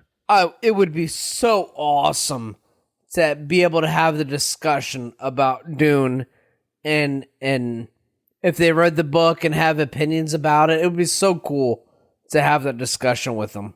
Yeah, I would be more than happy to hear some thoughts on Dune. Anything else that we've talked about between this episode and the last one too. But Dune particularly, it's clearly we're very high on it, obviously. But yeah, I'd be happy to hear anyone else's thoughts on it. I mean, my last thought on it is, I think there's a version of our 2021 episodes where I give it best original score, best adapted screenplay, best sound design, best editing, best visual effects, best production design, best cinematography, best director, and hell, maybe even some of the acting awards too. You know what I mean? Like, there's a world in which I think Dune is the best in all of those. And typically when I do this, and I think you too, try to spread the love and talk about things, because I know I'm putting Dune at number 1. I'll have plenty of time to talk about Dune when we get down to what's my favorite film of 2021. It's fucking Dune. Like, I'm going to say a few things about Dune, and if I've already said 300 things about Dune, like, what the hell am I going to do there? You know what I mean? But like, Dune is one of the most technically proficient movies, and that feels clinical or calculated way of saying it. It's fucking astonishing, is what it is. It's a work of art. It's incredible.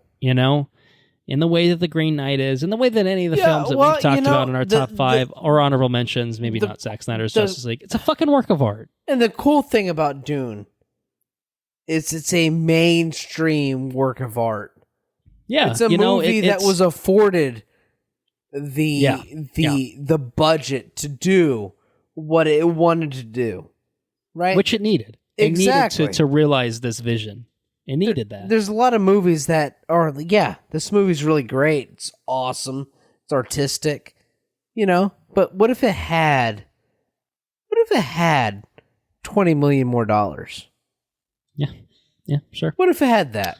Oh, well, that'd be fucking incredible. Well, Dune fucking had it. Dune had all the money. Dune had all the money, all the actors, all the shit. It had it all. Dune had it all. Throw it all against the wall, and that was Dune. And you know what? Denny took all that money, and Denny took everything and fucking delivered, and he gave us a product. And it was so fucking good. It was so good. Denny's the man. Yeah. Do we have any other opinions? I want to hear other opinions. Well, yes. None from me. At least at this current moment in time. I think he said all that needs to be said for consensus number 1 of Dune for 2021. So I have other thoughts. I mean, I guess I don't know about thoughts. I have other rankings for 2021. Let me say about some film and television from some regular contributors to Watch Review Repeat. But that doesn't mean we obviously can't hear from anyone in the future that wants to email in at watchreviewrepeat@gmail.com or hit us up on our social media accounts, whatever. But I will say, well, let me ask you this before I move on. Before I proceed further, do you have any other thoughts on Dune? Or do you think you've said your piece? Do you think you've made your case adequately? I've made my peace with Dune. Dune is my movie for 2021. Okay, well, mine as well. So I'm going to read off the top films and television shows from one Enrique Jaime. So film-wise, he chimes in. He sent us a screen cap, and it at least shows the top 12 films, I think, ranked in order for him for 2021. So I'm just going to go from that. He had at number 12, Demon Slayer, Infinity Train. I haven't seen that. Number 11, Don't Look Up. Number 10, A Quiet Place Part 2. Number 9, The Power of the Dog. Number 8, The Mitchells versus the Machines. Number 7, Encanto. Number 6, Shang-Chi and the Legend of the Ten Rings. Number 5, The Green Knight and the Heights. Number 4, Spider-Man No Way Home at number 3. Judas and the Black Messiah at number 2. And, well, wouldn't you know it, Dune at number 1. Dune, dude. So, Dune took the year. So there you go. You've heard from at least one person that agrees with you at Dune at number 1. And as far as television shows go, his top 5, not in order, include Ted Lasso, Demon Slayer, Kimetsu no Yaiba, Loki, Squid Game, and Hawkeye. So, so there you go. There's a little bit of a different flavor of what other people feel about things besides Andrew and myself. And well, maybe we should hear yet another input, another opinion on the best of 2021. So why don't we hear from Anna Mattis herself on the best, at least films. I think she'll talk about films, but the best films of 2021. What do you have to say? So for my top movies, top 5 or top 10? What are we doing with you? So I actually have So I have a top 10, but only the first 4 are ranked. Okay. So I'm going to give my like honorable mentions and then my top 4. So my honorable mentions are Shang-Chi. It was, I just think, I mean, Colton and I have talked about this, but just a great film overall. We ended up seeing it in theaters 3 times. And every time I felt like I was just as engaged the whole time. And I just think it really like broke some barriers, and also like not just in the sense of, you know, we finally have an Asian superhero. This cast was just incredible. But also just, I think, in terms of the setup of what a superhero origin story can be and what it can look like. And I loved the kind of fantasy elements. And as I thought about it, kind of magical realism in some ways. Yeah. Fuck yeah, man. Yeah. Just a great movie. Next on my honorable mentions, again, these aren't really ranked, but The French Dispatch, which I really wanted to watch it so bad. Oh, you have to watch it. It's really good. So I'm someone who, like, previously my favorite Wes Anderson's, I loved Grand Budapest Hotel. I loved it. It's just very much my shit. Aesthetically, just the story, everything. You know, I never saw that one either. It's real bad. What? I never saw real bad that you haven't seen it. Yeah, I've never seen it. My favorite Wes Anderson movie was Isle of Dogs.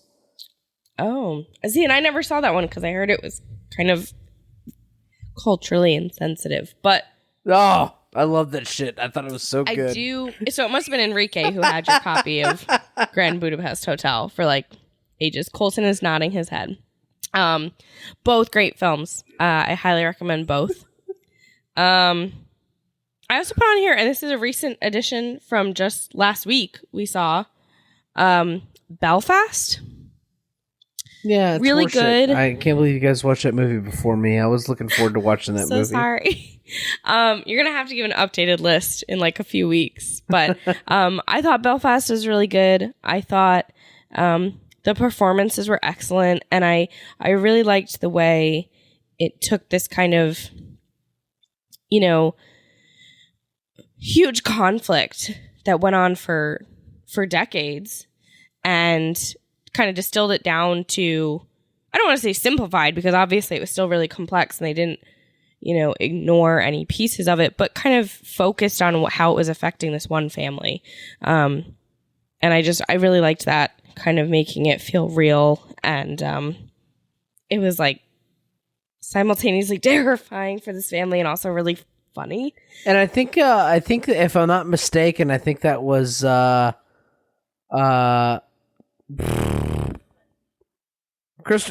it's Christopher Nolan directed that movie, right? No, it's Kenneth Branagh. Yes. Okay. And it's semi-autobiographical. Yes, right? exactly. That's the point I was getting at. That's the way he interpreted the way that those events were happening. Yeah. And I also, it gave me very Jojo Rabbit vibes, I realized. I don't did you feel that at all, Colton?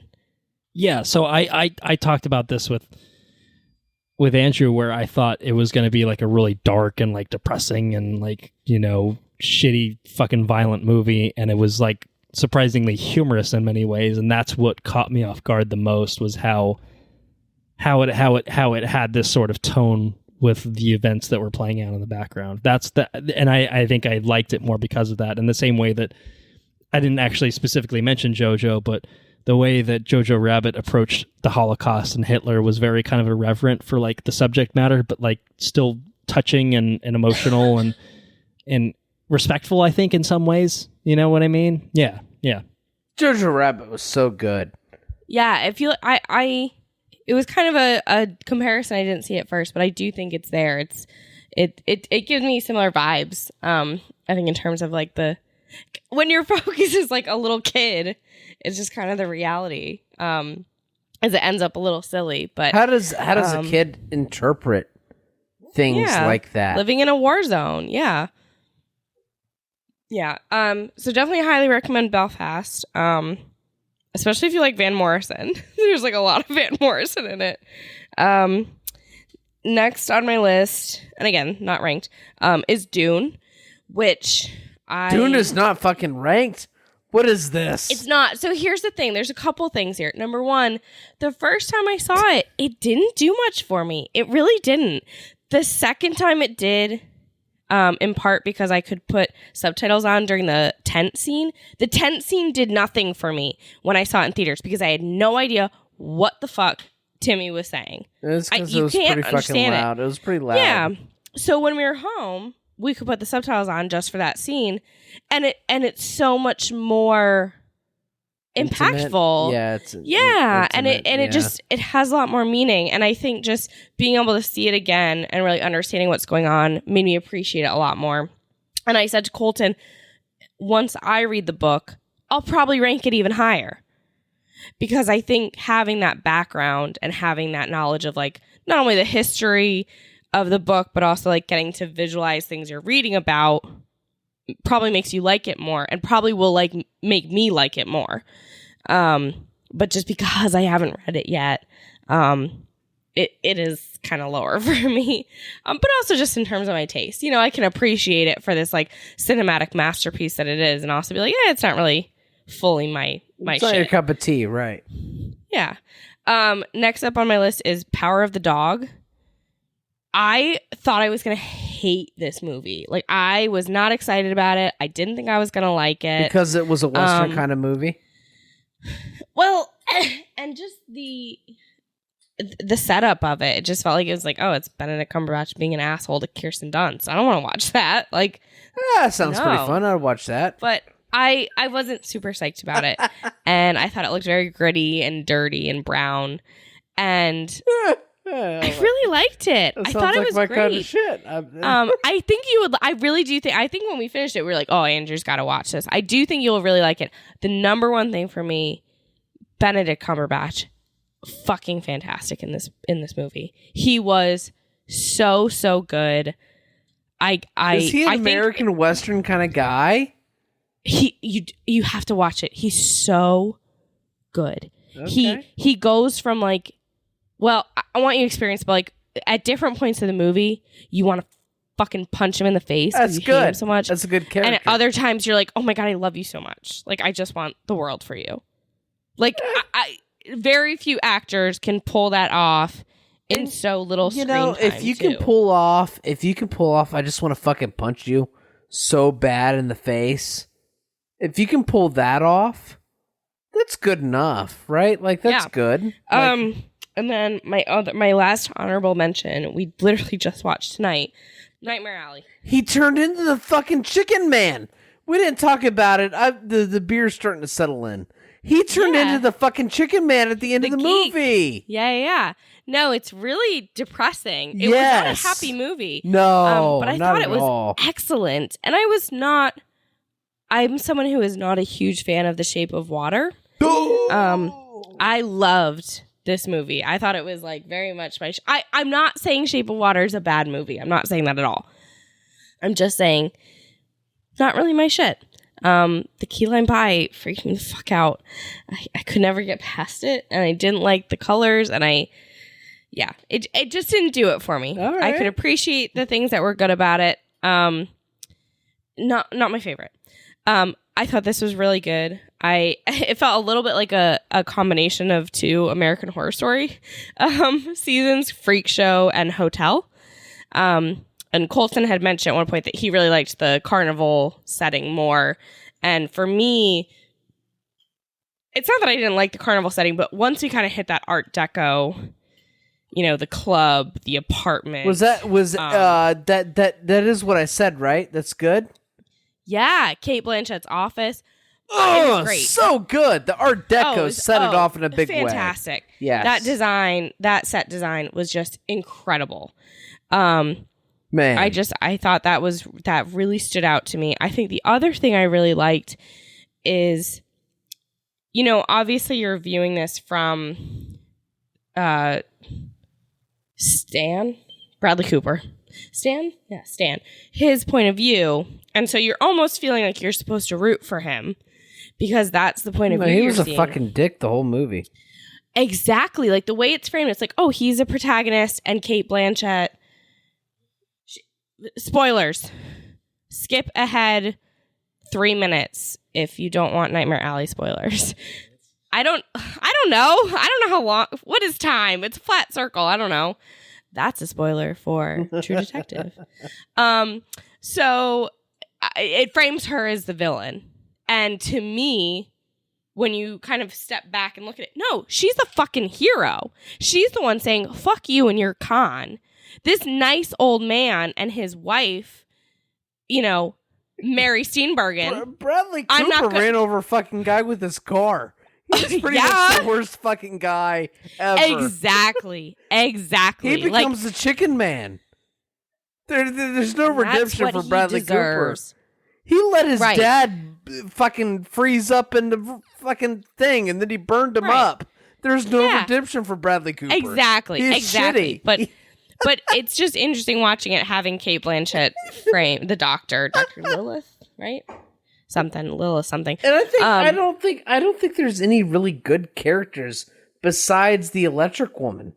The Electric Woman was the only earnest character in the whole. She's fucking weak. Fuck her. Oh, fuck her. She's such a sweet She didn't stand lady. up for anything. She left behind her family for a man she barely knew. Yeah, well, she should have left him he had ages a before. frontal nudity scene, so it's okay. He did. Oh my God. I was like, that's Bradley Cooper's penis.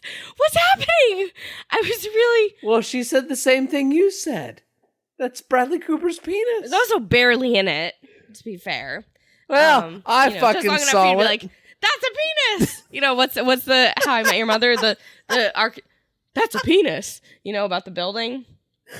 It was enough time for that. I thought Toni Collette was great. Toni Collette grabbed his dick. She was. Toni Collette grabbed his dick. So? Huh? What, you know what? If you think her alcoholic husband didn't approve of her having some flings on the side, you're crazy. No, he was fucking drunk. That was the he was fine with it. He was fine with it. Anyway, Nightmare Alley. I thought Kate Blanchett was great, and I just thought her character was really interesting and powerful. And I think obviously she stole money from him, but the reality is she was trying to protect this man that she liked that ended up dead. And I'm not talking about the rich guy, because honestly, fuck him. He was basically saying that he had been abusing women his entire life. Yeah, that guy was a giant. There were no good people in this movie. Who was a good person? Really? No, you're right. You're right. Anyway, all right, top 4. You ready? Drop it. Can I get a drum roll? Ba ba ba ba ba ba ba ba ba. Thank you so much. Okay. Number 4. I will also note that when I was choosing these, I was thinking, what movies made me feel something? Made me think about my life, made me cry, made me just reach inside and squeeze my heart. So number 4 is Spider-Man No Way Home. That's a good one. Which I saw that in theaters 3 times. Yes. Same as Shang-Chi. I just thought it was this really, I'm very much a nostalgic person, so I think it really catered to that in a lot of ways, but I thought it was just beautifully done. I thought that it captured so much of what we love about Spider-Man, and just gave us so many beautiful moments, not just in the sense of oh my God, yes, the 3 Spider-Mans are swinging together and they're pointing at each other, whatever. But to me, the moment that sets it apart, that sets it above all the other ones and makes it more than just a superhero movie with fan service, is the moment when Peter Parker is sitting on the roof of his school and MJ and Ned show up and they put their arms around him. And he starts crying again. And they start crying. And that moment was that's the moment in that movie that really stands out for me in terms of the emotion of the movie and this bond between the 3 of them. I think back to that as the high point for me, in terms of performances, in terms of emotional gut punch. And it's just a really good movie, no matter how mad the ending makes me, because it makes me really mad. And he better fucking sign on for another trilogy. But I think this movie had so much hype around it and so much rumors and all of that. And I just feel like it really delivered on everything it was kind of teasing. Yeah. Anyway, number 3 for me is Tick, Tick, Boom, which was great and kind of honestly all the shit I love. Love me some Lin-Manuel, even when he is problematic. Love me some Jonathan Larson. Rent is fantastic and just it is one of my favorites. And so this had a lot of, similar vibes and the things I love about Rent were really present in this, but I just thought it was a really excellent adaptation. I thought Andrew Garfield, that man, just what a year for him. He was great. And, I think the music was fantastic. And also just like as a person approaching 30, it just felt very relatable. And very real probably for anyone in their life to kind of have moment of realization, whether it's when you're 25 or 30 or 50 or whatever, of like, what is my life so far? And when you have this kind of big moment and you feel like you're peaking, to have someone be like, oh no, this is just the beginning, you got to keep going. Which of course in some cases just like capitalism and fucking bullshit of like, working a 9 to 5 all week or something like that. Like, but I think it still just feels really meaningful. I think to me, the thing that struck a chord, maybe even not even for myself, but thinking of certain friends of mine, when he says like, you go from being, what does he say? A writer who waits tables to a waiter who has a hobby. I think was just could resonate with a lot of people. But it was a great movie. It was really beautifully done. The music I was singing for weeks. And it was just knowing what kind of that source material was, just being very impressed with how it was adapted onto the screen. My number 2 was actually so our 3 and 2 are the same. I see it. Okay. So Colton and I had the same 3 and 2. So my second is also The Father. The Father was actually the second movie that we saw back in theaters. I'm sorry, am I retreading what you already said? Okay, sorry. Well, okay. Well, Mortal Kombat technically had the honor of the first movie we saw post-COVID, which fuck that. But during COVID, not from COVID, but during COVID, like during 2020, I had lost my grandfather. And so this movie is about like watching a grandfather-aged man kind of cope with dementia and his changing reality. It's like and it was so fucking good. And I know everyone's mad about Anthony Hopkins winning the Oscar last year, but he fucking deserved it. He was so fucking good. Olivia Colman was great too. Everybody was great in that movie. But to me, it was and this won't mean anything unless you've seen it, but the set design and the production design and the way it flipped from year to year and cast to cast, it was so thoughtful and smart and beautifully done, and it was great. And the story itself and the performances, when the movie ended, I was just sitting in my seat sobbing because it was so fucking good. I can't handle a movie like so that. Much. It's worth it. Cripple me. It's worth it. I found it very cathartic. It was just beautifully made, beautifully done, great performances. And also just like a cool, like I feel like the way they filmed it was so cool, and just really well done. So The Father is also my number 2. Highly recommend. And then my number 1, actually, and I've seen it twice, and both times made me cry. I just found it really relatable and beautifully made and fun too. Was Encanto. Encanto is my number 1 movie of the year. Wow. I loved it. Obviously it's getting a lot of attention on like TikTok and Instagram and social media right now. This is a great movie. I think we've had so many movies in the past however many years like that have kind of gotten a lot of attention from, at least for Graham, Luca, Coco, Frozen. It's some really great animated films that for me, Encanto just blew them all out of the water. Encanto was so good. It was beautifully animated, just gorgeous. Every shot, every scene. The lyrics and the story were so clever, so creative. The songs are so fucking catchy, and yet each one is meaningful and makes you want to sing it again. And I just think the entire story, even if you're not really identifying with Mirabel, you're identifying with someone. You're identifying with Isabella, with Dolores, with Antonio, or with Luisa. Like everyone has someone they can connect to.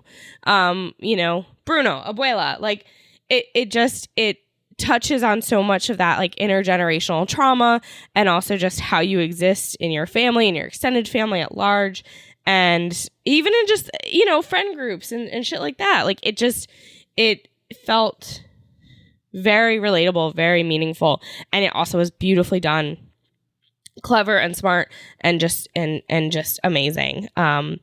It's something we've been singing all the time, playing the music all the fucking time.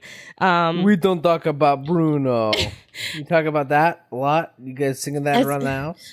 I do get parts of it stuck in my head. But honestly, I get every song.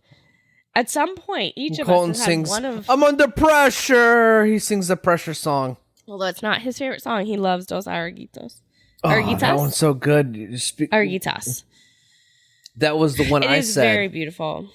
It is very beautiful. For me, I think, and again, it's different for everybody, depending on who you connect with. But for me, Mirabel's song, right before she sees the cracks, after Antonio gets his gift, is just so like, I want to do these things for the family. I want to do these things to help. I'm ready. Like, I want to help. I want to thrive. Give me the chance. The thing that broke my heart was when when they sing that song at the end. Yes. And we see you, all of you. The sacrifice that the family that he gave for the family. Oh, just broke my heart. And then how she starts to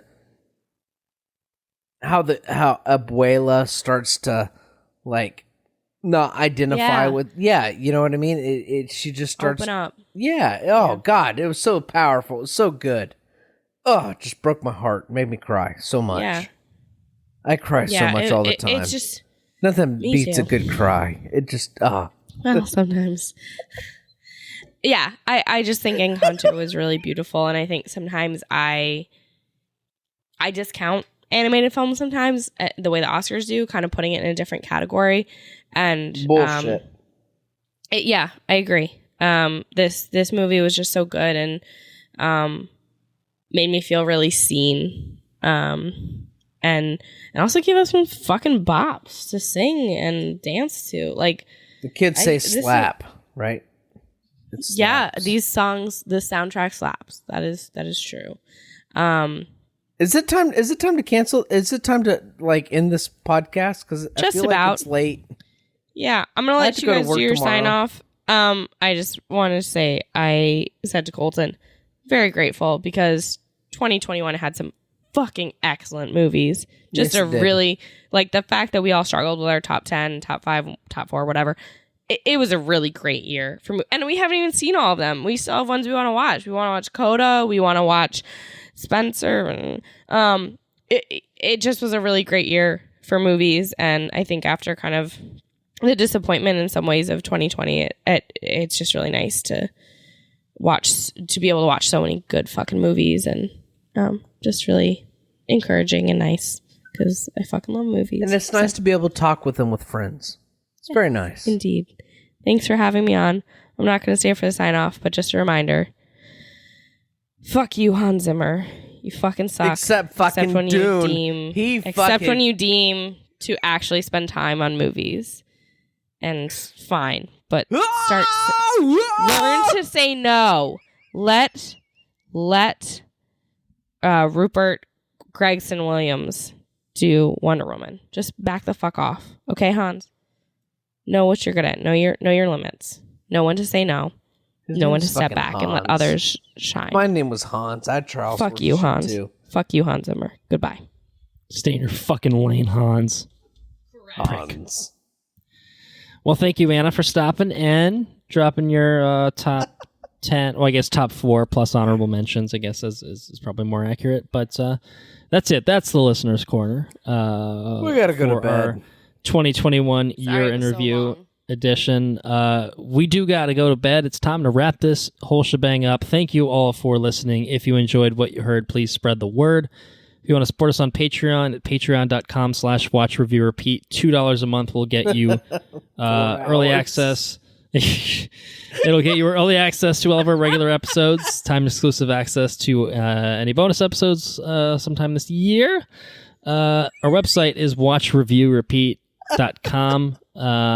Check it out. You can get quick links to our socials there, or you can go to Twitter, follow us at WRRPod, like our Facebook page, Watch Review Repeat.